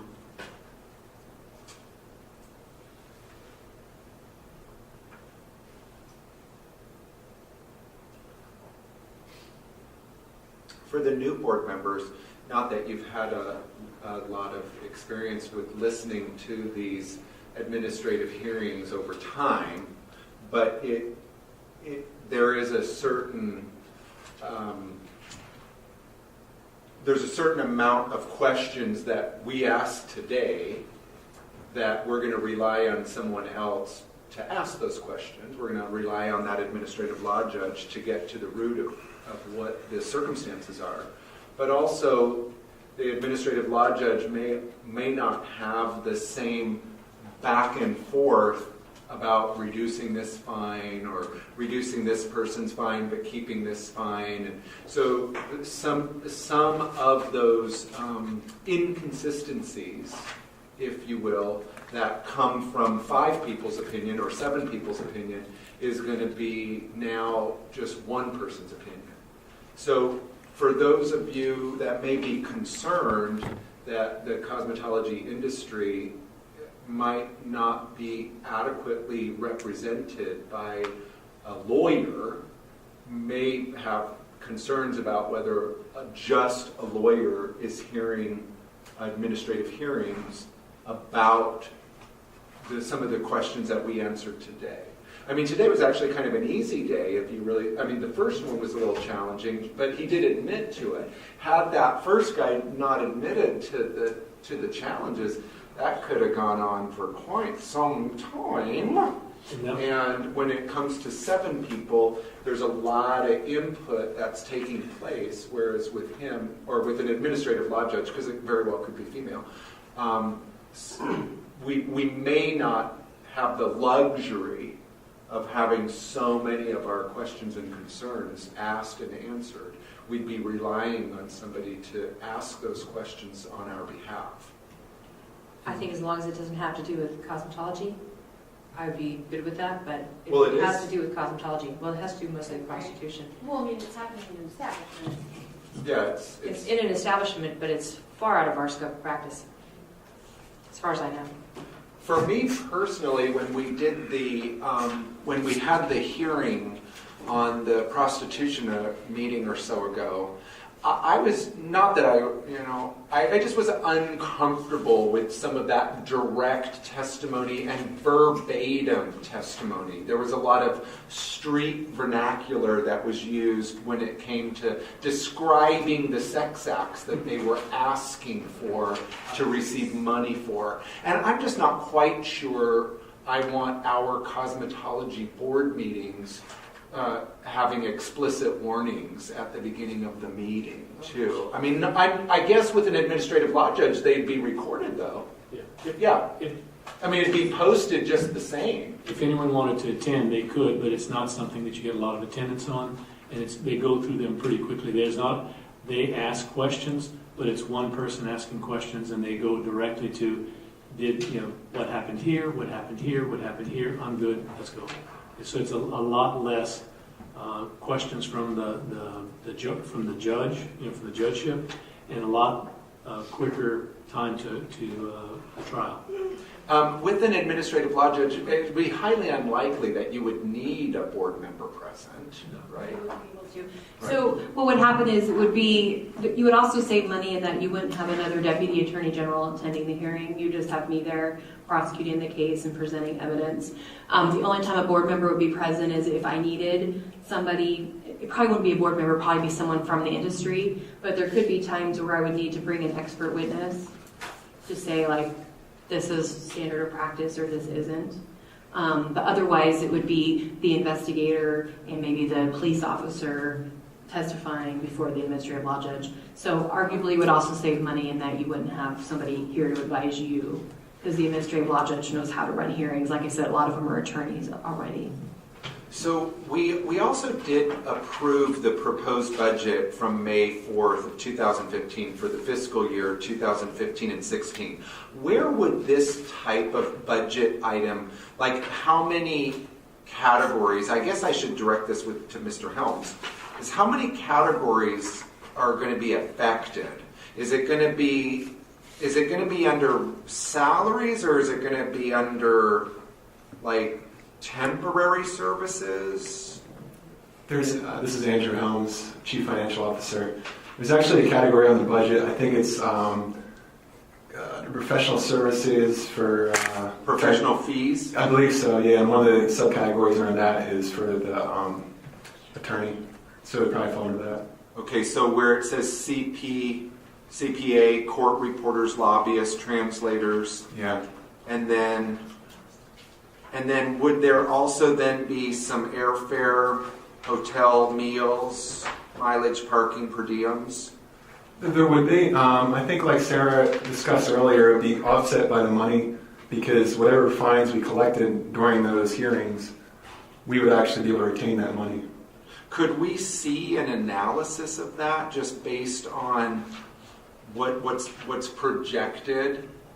Sure. We can see the categories that it's going to affect as well as how it would be offset, so we have a little clearer identification of what's being affected. Because we have approved this year's budget already. Yeah. So how would you be making, if in the event that this were successfully approved, how would our proposed budget look different? You might actually come out ahead. I mean, if a lot of the fines that were assessed today, they would have to go to the general fund. Now, if whatever fines are assessed at the administrative law judge hearing, we would retain those funds. So I really am not worried about it at all because we'd be keeping that money. So whatever expenses we incurred would not go above and beyond, some of these $1,000 offenses.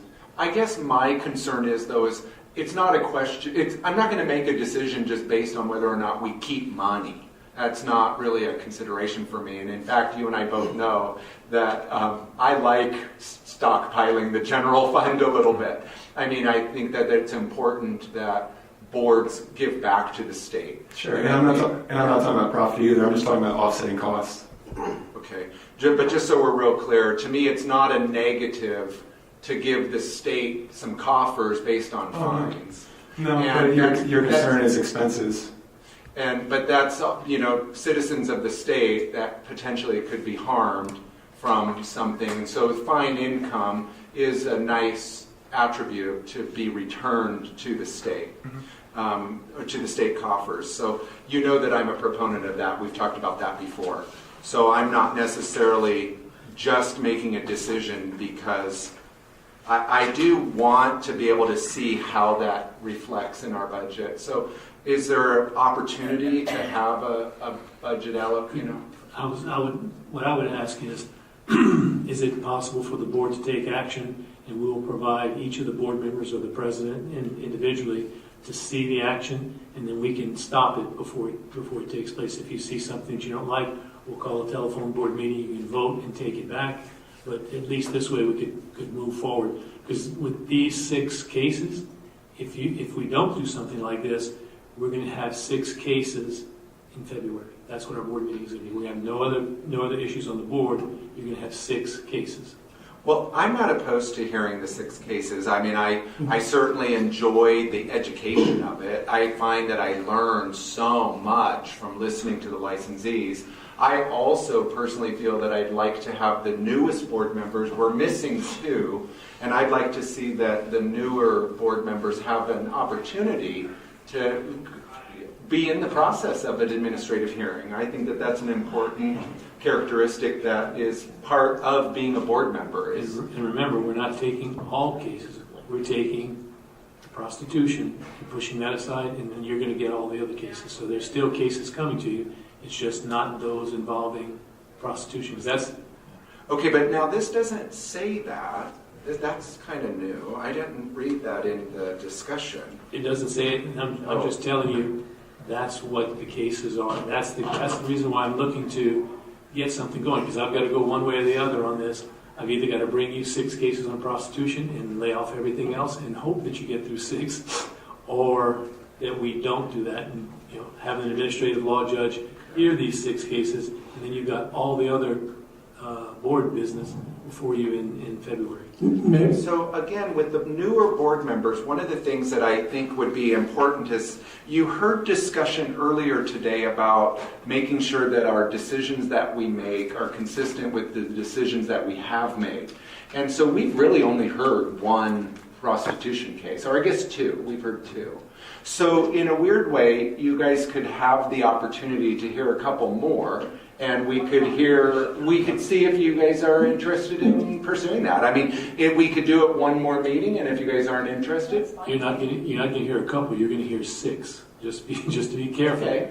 There's 6 that are coming up on the agenda. but I think it's important as salon owners that we hear what's happening in our industry, how our industry is being affected by illegal activity. I think to defer that to one other person kind of keeps us in the dark. I never even knew it was happening. So for me, it was kind of eye-opening that it was, I sort of guessed that it happened I sort of guessed it with the massage therapy, but I just never assumed that it was happening in cosmetology. And so I'm actually more inclined to give newer members the opportunity, and then maybe even revisit this as part of those 6 hearings on that next meeting. And so we can say right away, hey, we heard 6, we don't want to hear anymore, or, this is something that we intend to do. I still would like to even give the other 2 members the opportunity to vote on this issue, particularly since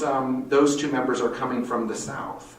I'd like to actually hear their opinions. That's my opinion. I'd like to admit, perhaps we could just postpone this agenda item to the next meeting, because it sounds like it would follow the 6 or Mr. President, may I just definitely speak, please? Yeah. Adam Higginbotham, Deputy Director. The delay, there are 2 concerns from operational standpoint. First, if we continue to have delays in our handling of the licensed establishments that are permitting these types of activities, then we could possibly lose the support of the task force that has been created that it consists of Clark County Business Licensing, Henderson PD, Henderson Licensing, Las Vegas Metro PD, along with Las Vegas Licensing. Our delay of an arrest that occurs negatively impacts the whole group of a task force that's created. Let's not delay. Let's call a special meeting and hear those cases and make that decision sooner than later. Let's not delay. We don't need to wait until February to hear those cases. Let's do it. Let's figure it out and notify those folks and put ourselves with a timely notification and post an agenda. Hear those cases before the end of the year. Let's do it. And then we'll make that decision. We'll make that decision a lot easier. Well, we have to notice them 21 working days prior, which is approximately 30 calendar days. So it would be really hard, I think, to hear them all by the end of the year. We'd have to do notices like tomorrow. He's expressing a concern that waiting until February, that's what I'm hearing you. Oh, yeah, no, I agree. Yeah. Well, because part of the issue is we have one day normally for meetings, and we have to be done by 4:30, and I'm guessing we'd be lucky to do 3 cases a day. I'm just guessing. But we'd probably be lucky to do 3 cases a day. So 6 cases would be two days, I think. It sort of depends on the cases. The one case we had, I think we spent 3 hours on. But we don't have to hear all 6 in a special meeting. Why don't we prioritize the ones that are relevant to the task force and then make our decision? They all are. Okay. Yeah. Well, then... We could maybe try to put something together for December. I don't know what people's Christmas calendars are, but I'm thinking mid-December perhaps. I just need a little time. Normally I need a couple weeks to get my notices ready and sent out. And I don't have these cases, I don't think yet. Maybe December 24th does fall on a Thursday, so we could have 10. That sounds good to me.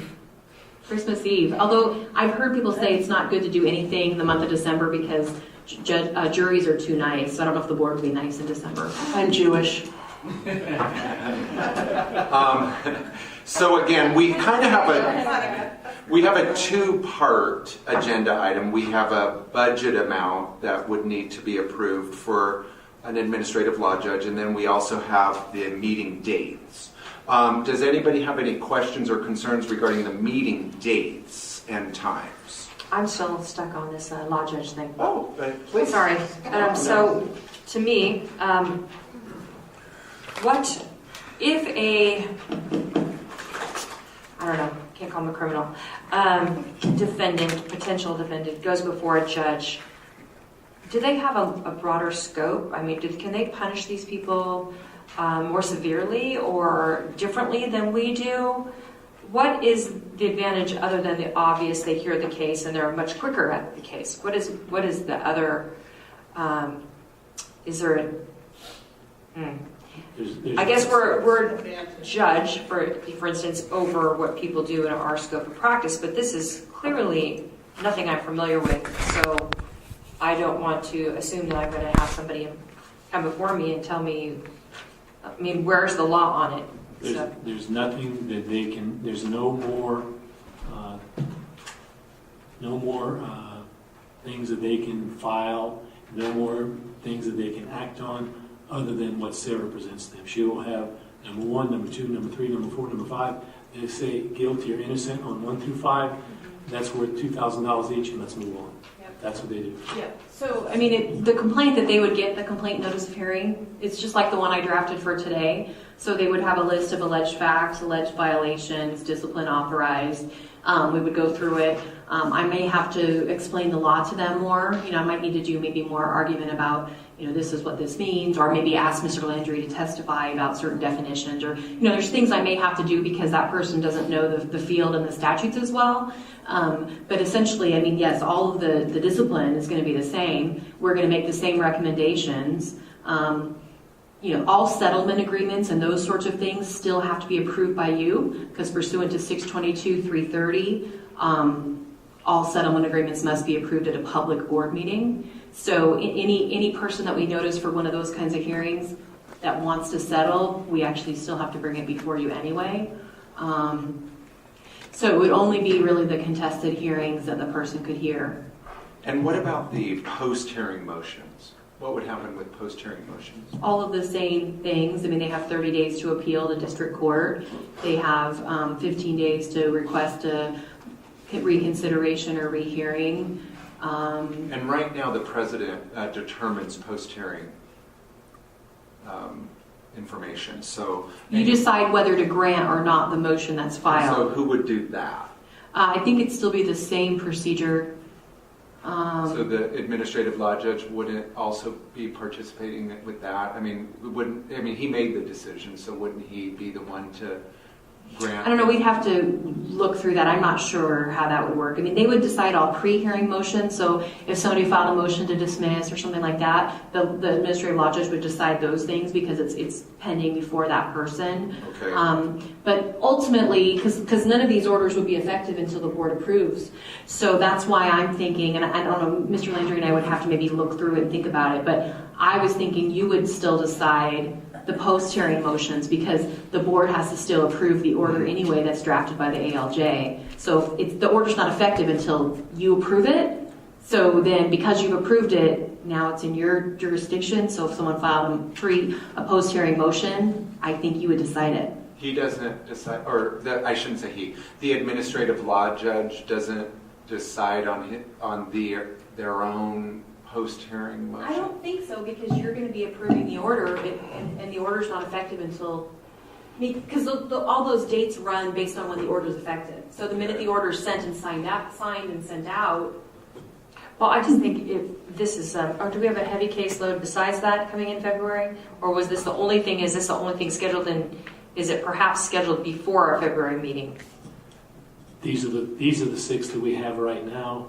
We have, I don't know if we have another 3 or another 6 coming up. They're going to ramp up as we're able to take care of it. They're going to keep ramping up as long as we can keep up. When we can no longer keep up, then they're going to stop. And that's so we need to be effective, and we need to execute as fast as possible so we can maintain keeping the salons safe for the general public. That's what I'm hearing. Yeah, well, it sounds like our inspection staff is doing a great job. They're doing a great job, but if we don't get on it, they will lose them, and then they won't be able to do it. Just like not upholding the law with fines. Well, These people are out there working their bottoms off so that they can make sure that... So to speak. Yeah. But that was too easy. But you also, I think if you go back to the last meeting where we had that case, I mean, the one prostitute had been arrested for 4 times in 5 years. So the speed of our administrative hearing isn't what's going to keep prostitution off the streets. But in I mean, our and actually, I would think that we should be targeting pimps, not necessarily prostitutes. I think we need to get on it and execute, and then as time goes by, I'm sure we're going to hear plenty of these cases. I just think that if it's going to help our staff execute and get things moving forward quickly, they should have these hearings with the law judge as soon as possible, get them off the street, and send a clear message that we're not fooling around with that.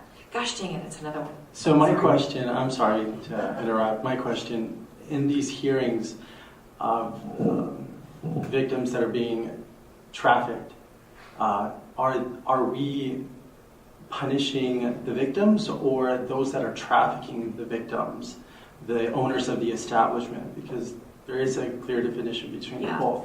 Yeah, there is.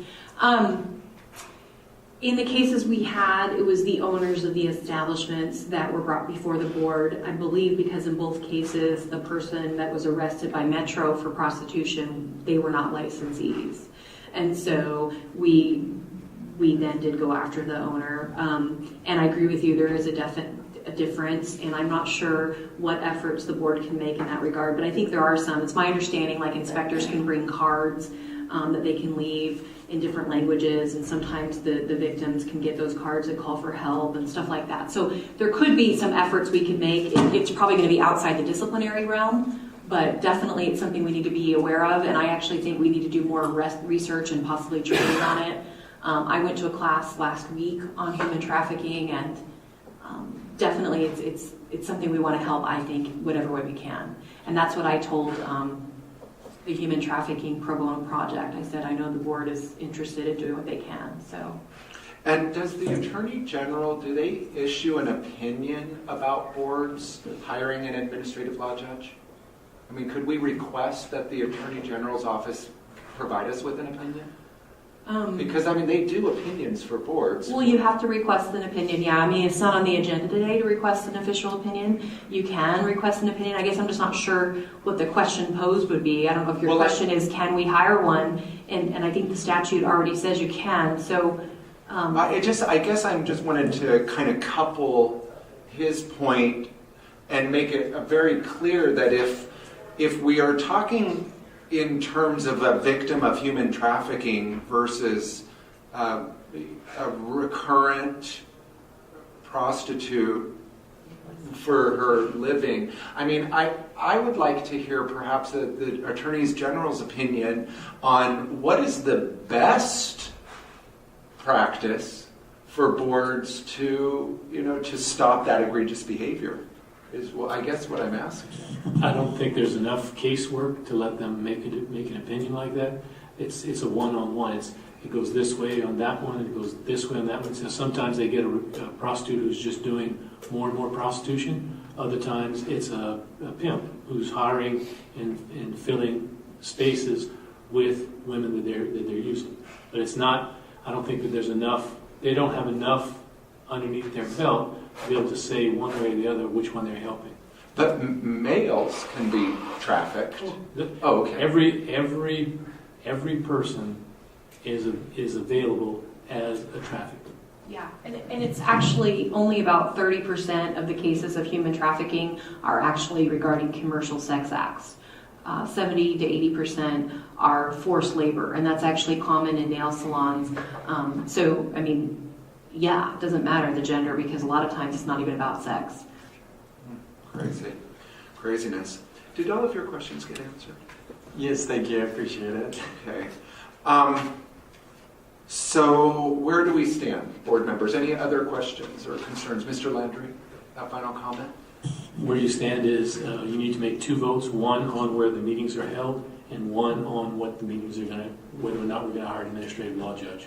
Those are the 2. Okay, and in the board retreat that happens the day before the February 1st meeting, is that board retreat also planned for Las Vegas? Yes.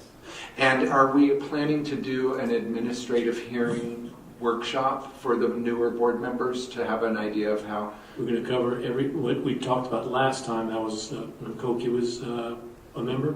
We talked about we're going to have ethics, we're going to have board meetings, administrative rulings, we were going to have a review of me, and then they were going to have any other issues that would come up. It is not that time already for that, is it? Yeah. Oh, good God. Oh, good grief. I thought we just went through that. Okay.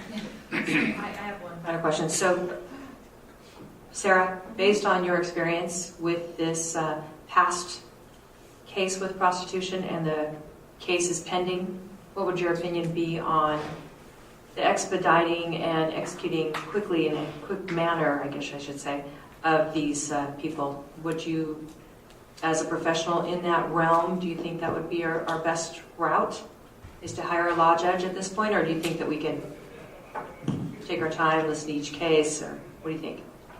I mean, I guess it's up to the board. I mean, I think what I'm hearing from staff, and I'm not a part of the task force, so I don't know, but I'm asking for your professional opinion as a lawyer in court. I mean, I think definitely the hearings before an administrative law judge are a little bit faster and more formal and perhaps maybe a little bit different. I mean, because right now we have every 3 months for meetings.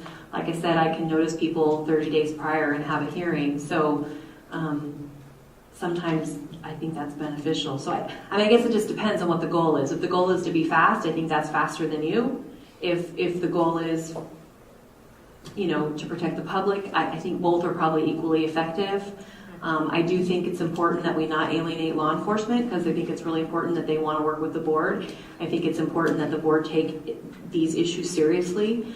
So again, that Metro wants to keep working with the board. I also think, if we discover human trafficking and people that are being harmed in that way, if we can help them in some way, and if part of this helps, so I don't know, I guess I feel like I kind of want to lean toward what staff is saying, because I think they're doing this every day and they looked into this pretty carefully. So, I think for me, and probably the rest of the board, I just want to send a clear message. It's not acceptable and it needs to be stopped immediately. So whatever that looks like, I don't want to fool around with it. So.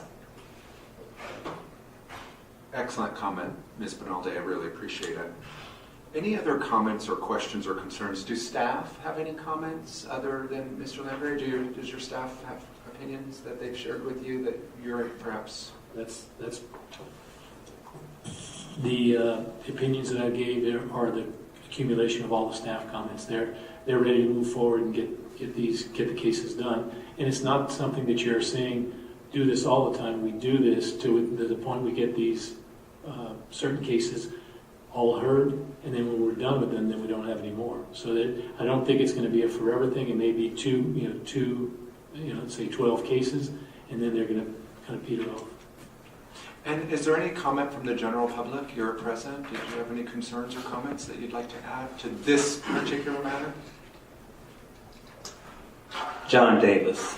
I have been in Nevada for 2 years, and I just want to let you know you guys are doing an excellent job. However, sometimes when you all are listening to some of the things that are going on here with the appeals and this, that, and the other, some of these things can be a long, tiring day, not only for you, but for some of the respondents that have to listen to some of these things.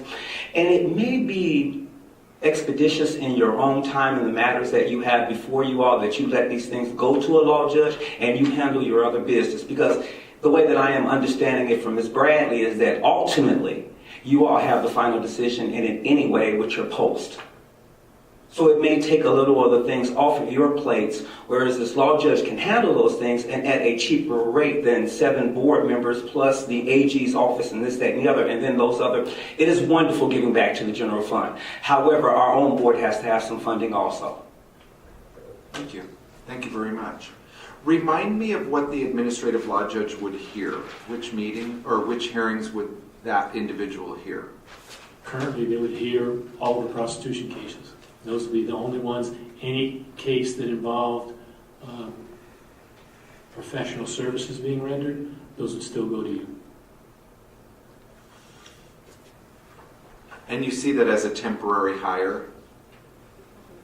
Yes. Temporary hire. It would be a contract that we would. It would be on a per case basis, and as long as we're dealing cases to them, they have an administrative judge that appears. When we're out of the cases, they're done. And Mr. Helms could still prepare the budget some type of budget document that reflects. Any other questions or concerns? Well, I or just may wanted to state again, when we're working with lawyers in the past and they have to do with cosmetology, they have no clue. So in this case, I think this is right up their alley. This is what they deal with all the time. I think they could be expeditious about it. I think, and if it comes before us again about the law judge holding a case, it will be brought before us. So I think that's more than fair, and I think it's prudent to do it. So. Very. So just one last question, and I'm sorry. Not at all. I just want to confirm. So if at any point we feel that this avenue is something that we no longer want to explore, because I actually do have a background in helping victims of sexual assault and human trafficking. So my concern is that victims that are being trafficked for their labor or sex may get lost. Victims also have rights. So I just want to make sure that they are not being lost in a network of legality, and when they're already lost in a network of trafficking. If at any point that we feel that this is no longer the proper course of action, is it something that can be reevaluated at a later time? Yes, you'd have the opportunity to evaluate it at the February meeting, because we can probably get through all 6 before the February meeting, and then you can evaluate and see how they came out. See if it's something you want to do that way, or it's something you want to stop immediately. And to just elaborate, you're very conscientious to be thinking in such a term. It didn't occur to me. But again, that's one of the reasons why I would like to hear the Attorney General's opinion, because they can provide us with a written opinion on the success of the safeguarding of the victim's rights. And if a victim of human trafficking who's engaged in prostitution is being kind of railroaded in that more legal setting, perhaps we're not doing justice to the individual, if I hear you correctly. And that, not saying that we would be able to do a better job at it, I certainly am not trying to imply that, but just I do like the idea that there's an intention to reevaluate. So would somebody like to propose a motion that either allows or disallows the contracting of an administrative law judge to hear the most immediate prostitution case hearings that have been discussed at the table with a reevaluation? Oh, yeah. Yeah, so with a reevaluation of that decision at the February 2nd meeting upon review of the 6 cases that individual would hear. Would somebody like to just echo that as a motion or modify that as a motion? I'd like to make a motion to uphold this decision to go ahead and use this law judge for these cases, and that we will review in February. Thank you. Is there a second? I second that motion. Any other questions or comments or concerns? And so I just want to confirm that, although Ms. Benaldi made the motion, I had asked for a couple of things, and those were kind of said yes. And do you mind if that's still part of your motion? And do you mind that that's still part of the second? Because I do want to see the budget analysis of it too. All those in any other discussion? All those in favor say aye. Aye. Aye. And all those opposed? I said aye. Passed.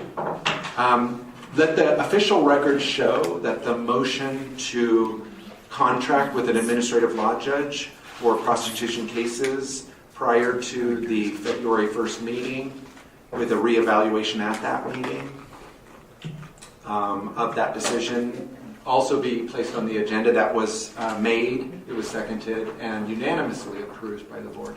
Can you vote also on the dates? Yeah. So that was a 2-part agenda item. We've covered the first part to provide the most help to the victims of human trafficking. Thanks for that vernacular. It's really appreciated. I'll motion to approve the scheduled 2016 board dates.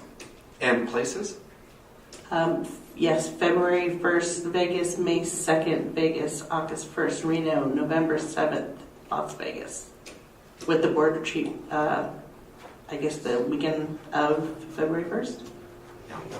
And is there a second, please? I'll second. Are there any conflicts or questions or concerns with those dates? And I did check that Super Bowl Sunday is not that Sunday, so you all know that. Totally. And I'm just to also assume that those are all first Mondays, maybe? Is that what the kind of the gist of that is? Okay. Any other questions, comments, concerns? General public? All those in favor? Aye. Or aye, sorry. Get a little heavy on that candle. Any opposed? All right, let the official record show that the motion to accept the dates and locations for the 2016 board meeting dates was made. It was seconded and approved unanimously by the board. And that completes us. That gets us now to item number 16. At this time, there's 45 minutes left. Is anyone interested in making sure that we get through the executive director's report before we hear some miscellaneous discussions that have already been postponed from another meeting? Or do we want to power through this? I'll motion to bring up the executive director's report. Okay, and is there a second? I'll second. Are there questions or comments, concerns? All those in favor of moving item number 20 to our next agenda item, say aye. Aye. Aye. Aye. All opposed? That motion carries. The official record's obviously going to show because we're going to do it. So with the executive director's report, does anybody have some questions or concerns that they just want to bring up right away? I'll start. I can just direct everybody to the very last page. I provided a president's letter for all of your review. In the past, the president's letter is posted to the website. It is provided and posted to the website every time that it's presented. That has traditionally been the what has been approved. If there's some questions regarding the president's letter, I'm happy to answer them. Otherwise, I'd just like to just go through with my questions. I know that Mr. Landry and Mr. Higginbotham have both been selected to participate in the NIC conferences. I wanted to ask, it says on just the page, it's the very last page of your report prior to the president's letter, it said that approval of changes to bylaws on numbers of terms for the president, but that's for the NIC, right? You're not trying to keep me here. That's NIC. Right, no choking. That's NIC, and that change allowed Melody Thompson to serve one more term, and then she's done. So it was just a one-year change to allow her to finish serving a term. Okay, great. I also wanted to thank you tremendously for providing the prior item, which are the agenda item statuses. You gave us a full report on all the statuses from prior meetings. That is awesome. It means a great deal to me. I've asked for that, and I really appreciate all of the information that you provided on that. That's really one of the best things that I've seen come out of your executive director report. It means a great deal to me. Can I make an update regarding number 7 on that? Please. Temptations 2 has appealed the board's decision. So just so you know, just informational only. And they have a right to appeal. Yeah, within 30 days of the board's order, they can appeal. So they have done that. And I'm waiting for them to file the record. And so I should know more about what's going on next week. But I feel quite confident that our decision was a good decision. It sent a very clear message. I mean, I hope that you also feel that the board made a very good decision that you could defend on appeal. Sure. I mean, I probably shouldn't talk about it because it's not an agenda item, but I just wanted to make sure that you all had that information that it was appealed. And we'll let you know as that progresses. It usually takes a little while. They have to file a brief, I file a brief, and the judge decides. So it takes some time before we get a decision from the court. Mr. Landry, you also made a note on the SP21. It's your Nevada Board Partnership meeting with executive directors of 10 other boards. Are there some meeting highlights that you wanted to share, or do you just want to provide anything written to us? Or There's really nothing to provide. We basically sit around and we talk about things that affect all of us. So it's things, day-to-day things coming up for a vote, things before different subcommittees, and that's most of what we do. Okay. And I can only attend that one when I'm in Reno, because when I'm not in Reno, there's about 10 that are located in Reno and don't have a Las Vegas office. So you're playing poker is what you're saying, huh? On the SP20, the executive director is serving as chairman, and Mr. Higginbotham is serving on the best standards, best practices committee with NIC. And I really appreciate those efforts too. It means a great deal to me because I'm really proud of the document that Mr. Landry produced. And I think that that's an important document to share with other boards. I really appreciate it. If there's any drafts or anything that comes from meeting highlights, I'd be interested in some of those notes. We'll have a more complete version of that for the midterm meeting. And I think that's going to be February or March. Whenever we get that, I'll send it off to you as soon as we get approval from the board. Thank you. On SP6, the citation effectiveness, it does indicate that the target, this is on page 4, the target for 0 citation for appeals. I'm not quite sure I'm on board for that target, only because I do believe that we should be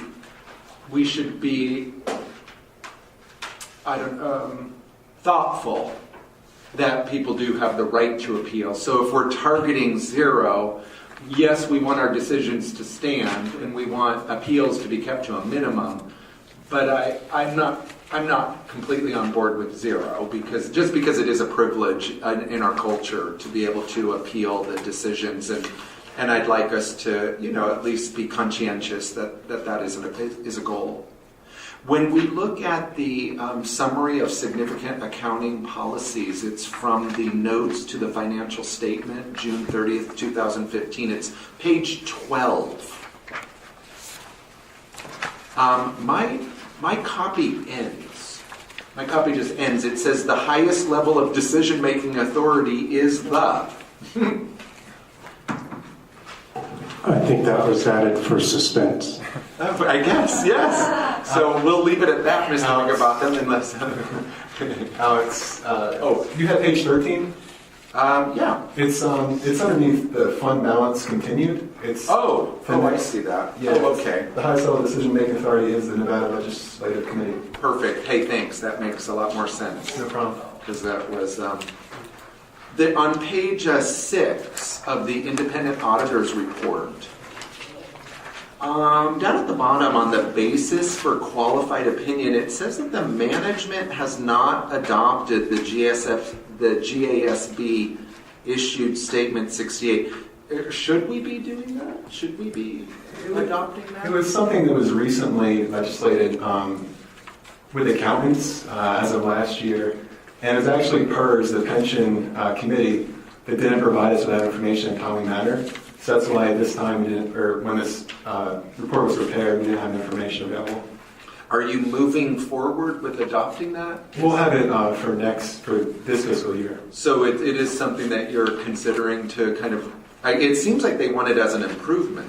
It's to be in line with the best accounting practices and standards. It is something we should have. Okay. On the previous page, page 5, it does indicate that personnel expenses increased.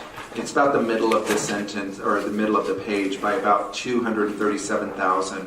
And so I just went back and kind of looked through my own history, and I did prepare, not for the whole board, but I did just prepare it for myself. Since 2006, we budgeted $540,000. In 2007, we budgeted $737,000. 2008, $793,000. 2009, $830,000, and then I'm noticing it just keeps going up. It's $830,000, and then $847,000 in 2011. 2012, $882,000. It jumped up to $9,011 in 2014. And then, of course, this year it bumped up to $1 million, almost $1,000,001. And so, are we in line with those? I mean, it just seems like cost of living in standard. We've hired qualified personnel. So why are they pointing it out to us if it just seems progressively normal for a business of our size? They're going to point out what the numbers are, whatever they are. So if it would have been, 5 million, they'd have pointed that out. If it would have been 1 million, they'd have pointed that out. It's just pointing out that line so you see the difference in what they're progressing forward with. So Okay. just report. These are all the results.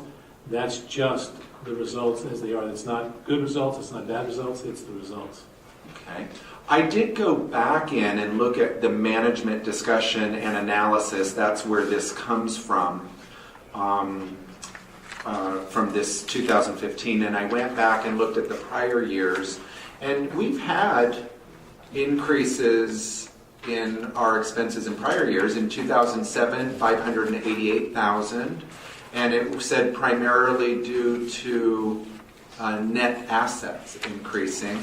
In 2008, we increased by $258,000, and it did indicate that there were some miscellaneous things that brought that about. Program revenue had some increases. We had increases due to lobbyists during the legislative session in 2009, and then finally in 2010, we had net assets decrease. And so this is, I think, maybe one of the first times that we're seeing this management discussion and analysis based on payroll. So is that a nuance, or do we expect that to continue, or is that a concern?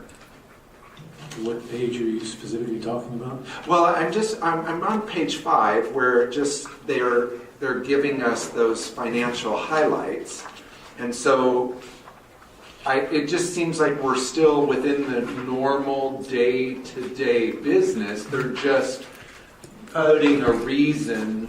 There was an additional auditor that worked with Jackie. Jackie's been doing our audit for the past 6-7 years.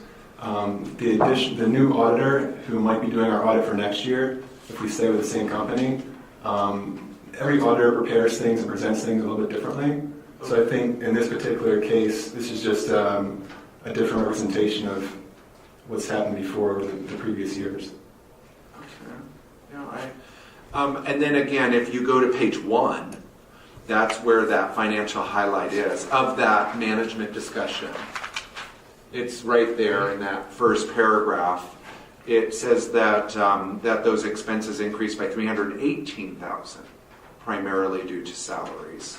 So again, she seemed, payroll expenses, technology. I kind of would like to see the breakdown. I mean, I feel like it's a little misleading because I don't personally think the 318 was all tied to salaries. I thought we spent like $80,000 on technology. So it seems like there might be a little better breakdown of how that is influenced, because those are 4 categories. That's 4 categories of expenses. And while salaries is listed first, there's kind of a presumption that it's the largest category, and I'm not sure I agree with that.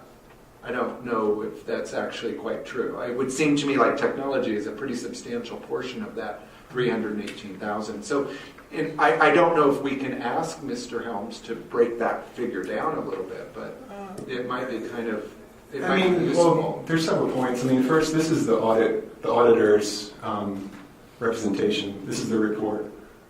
I can break it down to you at any time on an individual basis. It's broken down to you when I present the budget, and also when you sign checks, and I give you the summaries and the details, and also with your online bank access now that you have. I would have to compute that, Mr. Helms. Sure, and I can absolutely do that for you. Yeah, so could I ask a little more closely with Mr. Helms just so I can have a better understanding of how that... I would need specific timelines, though, and more details. Yeah, well, maybe we could just chat, but I just don't want to be speaking out of turn by asking him for something that perhaps is outside the scope of his day-to-day activities.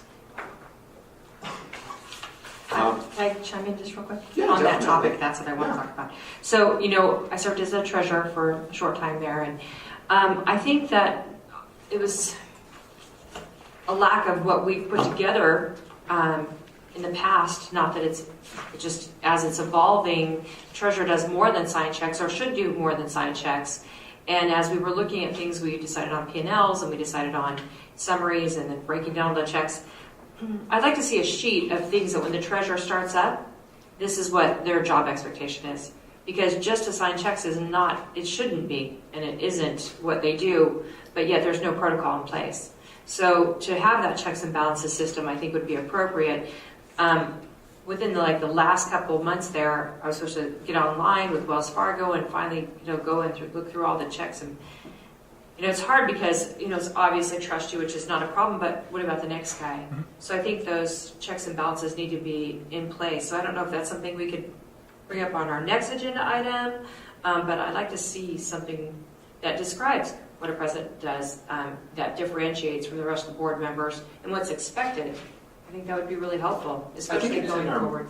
I think that's more of a policy rather than It would be, protocol, really. I would say it would be more of a procedure rather than a policy. And I'll work with Andrew and we'll come up with something that, here's the president, these are the things that you do financially. Yeah. Here's the secretary treasurer, here's the things that you do financially. Exactly. So you can see that there's a difference and you see how each other checks one versus the other. Because I, tried to look at it from a business perspective, and then there's just different things that. So anyway, I think it would be helpful, especially to Amanda just starting, that she could jump right on board and say, okay, did I do this? Did I do that? Whatever. Okay, thank you. I also wanted to double check. We've been throughout the testing summaries. It seems like we're averaging about 15% failure rate. Between 11 to 15%. It got as high as 18% failure rate. That's is that what we're going to consider normal? It would be normal until it changes. I mean, we follow along and whatever it is now it is, and we're going to continue following along that path. But Is there a higher standard of accountability that we need to be holding to the schools? I don't think we can give an accountability to the schools. The schools are going to be giving it to us. They're going to be giving students that are either better prepared or worse prepared. And there's not much you can do about it other than report to you what the failure rates are. I think it's gone down, probably about 7 or 8% from when I first started. Yeah, there were quite a few. Yeah, it was in the 26, 28%. On the licensing summary, I wanted to double check, are those both renewals, new licensing? Is that a combined category of the licensing summary? I don't understand the question. It's licensing. It's what the licensees have paid for. But the total is only 13,403. So because we have 2-year licenses, so about half. So they're renewals, and then another half the next year.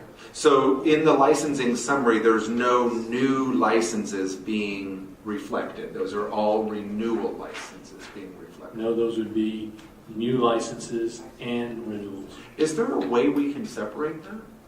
Because it just seems like it'd be more accurate reporting. No, what would you use that number for?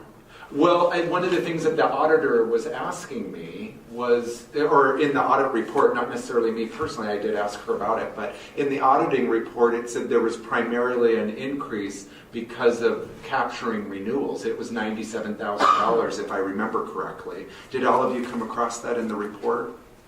In the report it says very clearly that, well here, let me try to find it. Well, she was asking me to do my independent bank review, which was difficult.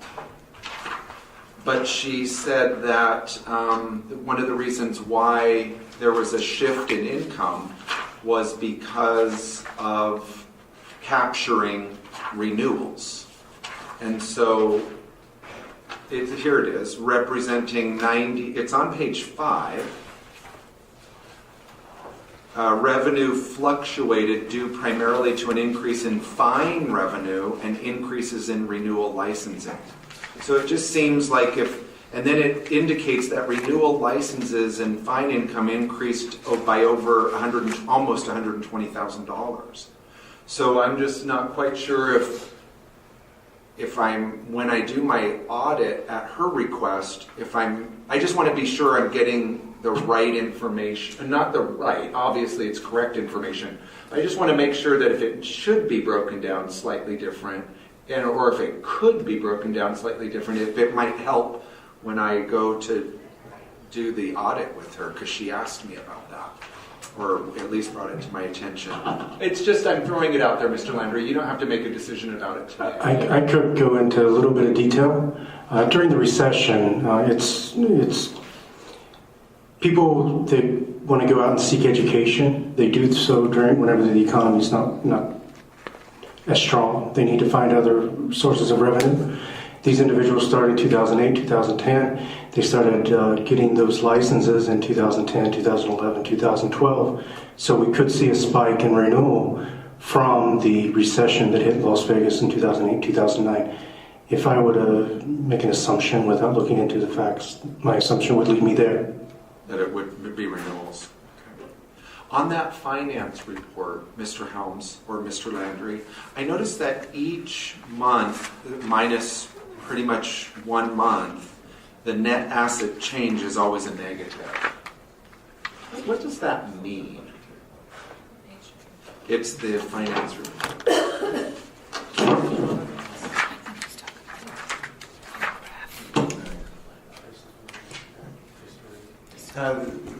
Yeah. That's due to depreciation. I mean, it's in accounting terms, this graph, so it's not the cash flow analysis, it's the accrual accounting method. So you're going to see things like depreciation on the liabilities are going to offset your assets. As well as deferred revenue, which also has that effect. And then if we just flip to the next 2 pages, it's part of the beginning of the independent accountant's compilation report. Can you hold that thought? Oh, Because please. still back in January, February, March of 2015, I'm seeing a significant increase in the actual payroll salary by around 50,000, 49,000 right there, and another 20 the next month. What was that due to? We had 2 staff members retire in fiscal year 15, and so with that, it incurs additional expenses when they retire. One of the things in the employee handbook is we pay out vacation and sick time, so if they have large balances of those, then we pay those out upon retirement. Wow. But now that is also, it caps out at 240 if I remember correctly. Correct. And both of those retirees were well below, or at least below the 240, or maxed out? It doesn't matter if they're above the 240, we don't pay that out. It's only 240 and below. But the employee manual doesn't allow for it to be more than 240. Correct. So we couldn't have paid them more than for 240. No. What? I'm sorry, what's 240? 240 accrued hours. The Okay. employment manual Vacation sick time. restricts. Right, because again, in September, I mean, there's just significant jumps there that I was unsure, so that's still a pretty hefty amount that we're paying out. They were long-standing employees, I take it. Yeah, I think, both probably combined 20 years. This, I think, is going to end it for me with my last question. On that, it was 2 pages from that page. It's that independent accountant's compilation report, and it's dated August 25th. It's just the last paragraph, but it says, management has elected to omit substantially all of the disclosures. What does that even mean? I've never elected to do that. So is that just like a common phrase I mean, for lack of a better phrase, it's accounting jargon. I mean, it's kind of like a disclaimer at the end on behalf of Gilmore & Gilmore. Well, can we make sure that we disclose what we're supposed to be disclosing to avoid that phrase in the future? It's protection for Gilmore & Gilmore. It's not anything that we're not disclosing. But it seems blaming. That's an audit report. Yeah, that's an audit report is to blame, and that's part of their blame. We don't have to disclose anything more than what we're disclosing to them. That fully satisfies everything. And if you look at the reports, everything that they report, it's reporting a lot more than what we're required to. the CYA statement. Yes. Okay, and I did say that that was my last one, but I did have one others, and it's going to page 5 of 5 of that same document, and it is in the very last one. This is regarding the Board of Directors, and it did say that there's a shifting role within the Board of Directors, and that we recommend that the Board of Directors review their rights and duties as determined by the State Attorney General of their boards and commissions manual to ensure that the Board of Directors is acting with appropriate amount of authority. Is there a question about the authority that we're acting within? That's just the auditor's opinion based upon conversations with yourself. Okay, and so, Mr. Landry, is it possible that I could ask you and your staff to examine what that shifting role would be, or is I just would? It says acting within the appropriate amount of authority. Can we receive some type of assurance that we're acting within the best of our ability? I can ask. That's qualifying statements that they put out in their report to protect them, and that's about all that it does. It just protects them in case if there's any sliding on any of those charts. They're going to say, oh, that's because of qualifying reports that they're getting from us, and they'll make the adjustment. I don't think there's anything that they're saying that's questioning the validity of our audit. So on the Boards and Commissions manual, because that's where they have asked us to check, we'll be receiving that manual at the board retreat? Well, the Boards and Commissions manual is available on the Attorney General's website, so anybody in the whole world can go right now to ag.nv.gov, click on Publications, it's on the bottom right corner, and you click Publications and then Boards and Commissions manual, and you can all have that. And I'd be happy to send it to all of you. I know Mr. Landry has it as well. Also, we had a Boards and Commissions training that was done on October 20th. You can again have all of those handouts if you'd like. However, we are planning on having a specialized training for you on January 31st, wherein you will get handouts we deem special for you. So I'm just going to recommend to the other board members to please review that document. So if you need to ask Sarah for it, but it does indicate that they recommended that we review it. So I'm going to pass that recommendation on to everyone. And that answers my questions. I'm sorry to have taken so long.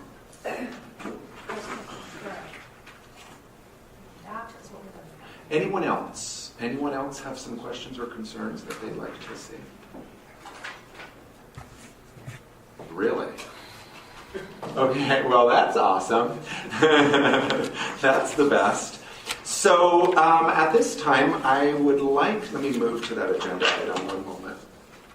Mr. Landry, did you want to add anything to your report at this time? No? Nope. Nothing. Okay. Any public comment before we take a vote? And so, may I hear or have a motion to either reject or approve Mr. Landry's Executive Director report? I'll make a motion to approve. I'll second. And is there any question or comment or concerns? Just as a matter of formality, in approving Mr. Landry's Director's report, that's going to post that President's letter to the website. Is that permissible to? And is that part of your second? Absolutely. Is there any other item on the agenda, on the Executive Director's report that is? The only other thing I would say is to just please, board members, take a look at that Board and Commission manual, because that was a recommendation. All those in favor, please say aye. Aye. Aye. Any opposed? That motion carries. Let the official record show that the motion to accept the Executive Director's report and its posting was made, seconded, and unanimously approved by the board. And thank you again, Gary, for that status update. It's so awesome. It means a great deal to me.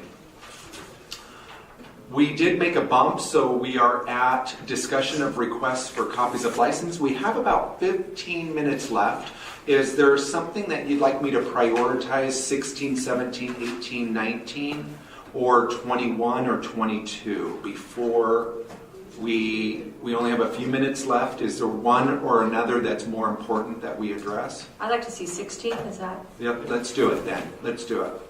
So this is a discussion on requests for copies of licenses. Executive Director Landry and Deputy Attorney General Sarah Bradley, you have some information to present to the request by hotels, vendors, and distributors requesting copies of professional licenses. And it's to my understanding that the duplicate license is against the law when it's used for illegal activity, but when it's just a photocopy of your license, it sounds permissible. Yes, a lot of, oh, I'm sorry. It's not permissible. Okay. It's like the speed limit signs. When you're going 50 in a 45-mile zone, you're able to do that and they don't stop you, and that's what we're doing. Until we make a change in the law, because that's one of the things that Sarah and I have talked about, making a change in the law to say that it's okay to copy as long as you're not trying to do fraud or mislead or embezzle, then it's perfectly okay. But right now it doesn't say that. So what we've done, we've said that in the regulations, which you just passed, and that was in there that it's okay as long as you're not copying for fraud, misleading, or embezzlement. So that's there to protect that, but we don't have the supporting laws. So the way the laws were written, they really meant to put that in there. It's very, very, because we have to make copies in our files. We have to make copies to give out. We have to make copies to do a lot of things. And you'll see void across all the ones in our photos, and our files. And that's where it's illegal. The illegal steps are when we make a copy of the original and then put it in the files. That's an illegal copy, and you can't do that. But we're kind of turning our blind eye to that and saying we'll go ahead and continue doing that until 2017 when we'll get that put into the statutes. I don't know if Sarah has anything more to add. Yeah, I would just say the same is true. Because technically the way it's written in the NRS, it just says copying is unlawful. And I think if board staff tried to bring a case to me where it was copied and it was obvious it wasn't for a fraudulent purpose, we wouldn't proceed. I don't think staff would even want to proceed on that. So, it's like a technical violation, but it's not a... Egregious. Well, I don't know that I even classify it. It's a technical violation, but it's not a violation of the spirit of the law. The whole reason you have that there is because you don't want people copying licenses and using them for fraudulent purposes. I think the big concern is somebody may copy a license and then put their own picture on it and try to use it. That's, I think, the big concern. So, and of course now it does say in NAC 644711, well, I shouldn't say now, once it's approved by the Legislative Commission, NAC 644711 subsection 1 will be amended and saying that copying or altering a license for the purposes of fraud, deception, misrepresentation, or other illegal purpose is grounds for disciplinary action. So at least in the NAC, you clarified, it's for the purposes of fraud, deception, misrepresentation, or an illegal purpose, not just because you want to have a copy in your file. Because it's my understanding some salon owners maybe have a copy of all their employees so they know when they are expiring, those sorts of things. And obviously it's not being used for a problematic purpose.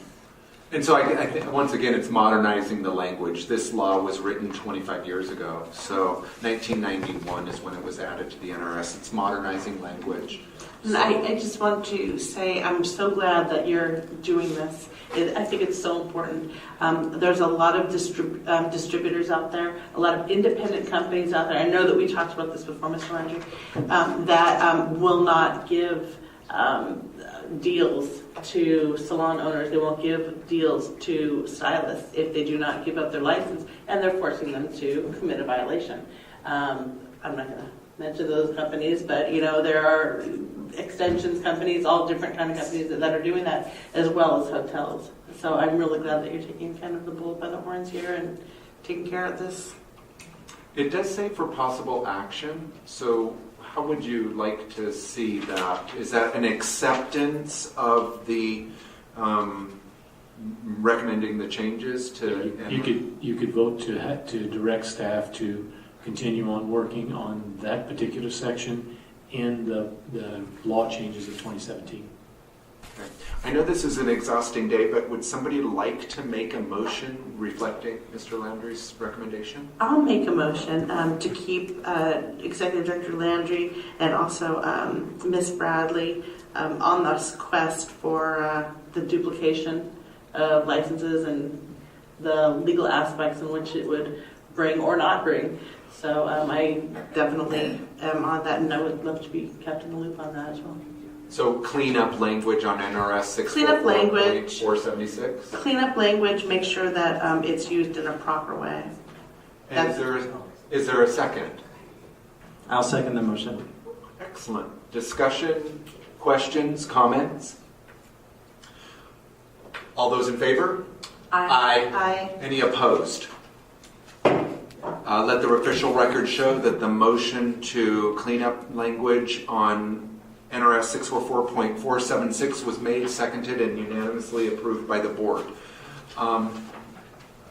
It's very important that I hear about the U.S. Supreme Court decision, Ms. Bradley, if you felt that that was important for us to hear today, or we could still hear about the diversion program first. Which do you prefer? I think we only have 10 minutes. I don't think we can do either of them in 10. Not either in 10. Okay, so finally, comments. Oh, I guess I'll accept a motion to postpone items 17 and 18 to our next meeting, because I'm to understand that we won't have the administrative hearings. At that time, we'll just be reviewing the results from the administrative hearings. So there should be, could this has been postponed once before, so could we prioritize these at the beginning of that meeting?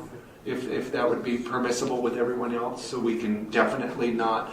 Is by postponing them to that meeting for a second time, will that present any undue hardship for the board or endanger the public in any way? Okay. Okay, I'll motion to postpone items 17 and 18 to the primary first, the first laws of order, the first agendas. Yeah. Be the beginning of the agenda of the February 1st, 2016 meeting. Is there a second, please? Could they be first after hearings or other things Yeah, like that? yeah. Oh. Sure. First after whatever business that needs to be taken care of. I'll second. So there is a motion to prioritize items 17 and 18 on our next meeting. Is there any question, comment, or concerns? Is there any general public comment about postponing these two agenda items a second time to the subsequent meeting? I would think that if Mr. Landry or Ms. Bradley sees that we need to adjust these before then, they would let us know. Okay. All those in favor, please say aye. Aye. Any opposed? Aye. That motion, let the official record show that the motion was made to postpone items regarding the discussion of the diversion program and discussion of court cases. Are you also going to maybe talk about the Tennessee case too? Where Tennessee also upheld the Cosmetology Board's right to govern certain legislation. It was the same article that you were mentioned in with WAP. Yeah, I'll show it to you because it'd be kind of. Yeah, totally. You were. Yeah, it's awesome. Yeah, it's great. So that was made and it was seconded and unanimously approved to postpone those to the top of that meeting following the hearings. Comments by board members for future agenda items, please. Well, I'd like to finish up the discussion on the amendment of those items on the LCB file, RO64-15. I don't know if that's something we talk about in the next meeting or if we need a workshop on those. But I'd like to get that out of the way. Also, I'd like to talk about noticing all board members and all regulations changes to all board members. I know we can sign up, but I want to make sure that gets to every board member, so how that happens. And I'd like to know what we're going to do with our digital useless iPads that I never wanted. So I'm going to talk about that. That's great. I would really like to get into this this chemical straighteners that they're using in the salon. My husband is a physician, and there's been numerous things happen, and it's really drawn my attention to this. Like, we really need to look at this. The formaldehyde levels in some of these products are dangerous. And Now, we're allowing it to happen to your neighbor. Now, I thought we just approved that regulation to ban that use of formaldehyde. That's just one. That was just one product. There's a lot of different products that it's in varying amounts. Oh, okay. Yeah, it's Just as a matter of formality, Ms. Ritchie, is that I'd love to see a little research done on that. And generally, if I'm not mistaken, Ms. Bradford prefers to have some paperwork with ample time. I'm I notorious. can get all that. I can get all that. My Yeah. husband actually helped me investigate. Would love it. And so make sure that you at least reach out to Ms. Bradford to make sure, because I'm always not very timely. Okay. And so, and I know it causes her grief. Yeah. So don't get started off on the wrong foot. By just make sure that she has a deadline that she needs to have things mailed and copied and all that jazz. And I think it's nearly 3 to 4 weeks before the agenda goes out. I'm sure it would facilitate her job responsibilities, and it would make it a lot easier for you too if all of us had that paperwork as part of our agenda packet. Okay, wonderful. And I want to thank you so much for allowing me to be here today, and thank you so much, Absolutely. everybody. It was Governor Sandoval who allowed you to be here, so thank you, Governor Sandoval. Glad he made you participate today. We do have comments from the general public, and I know you patiently waited.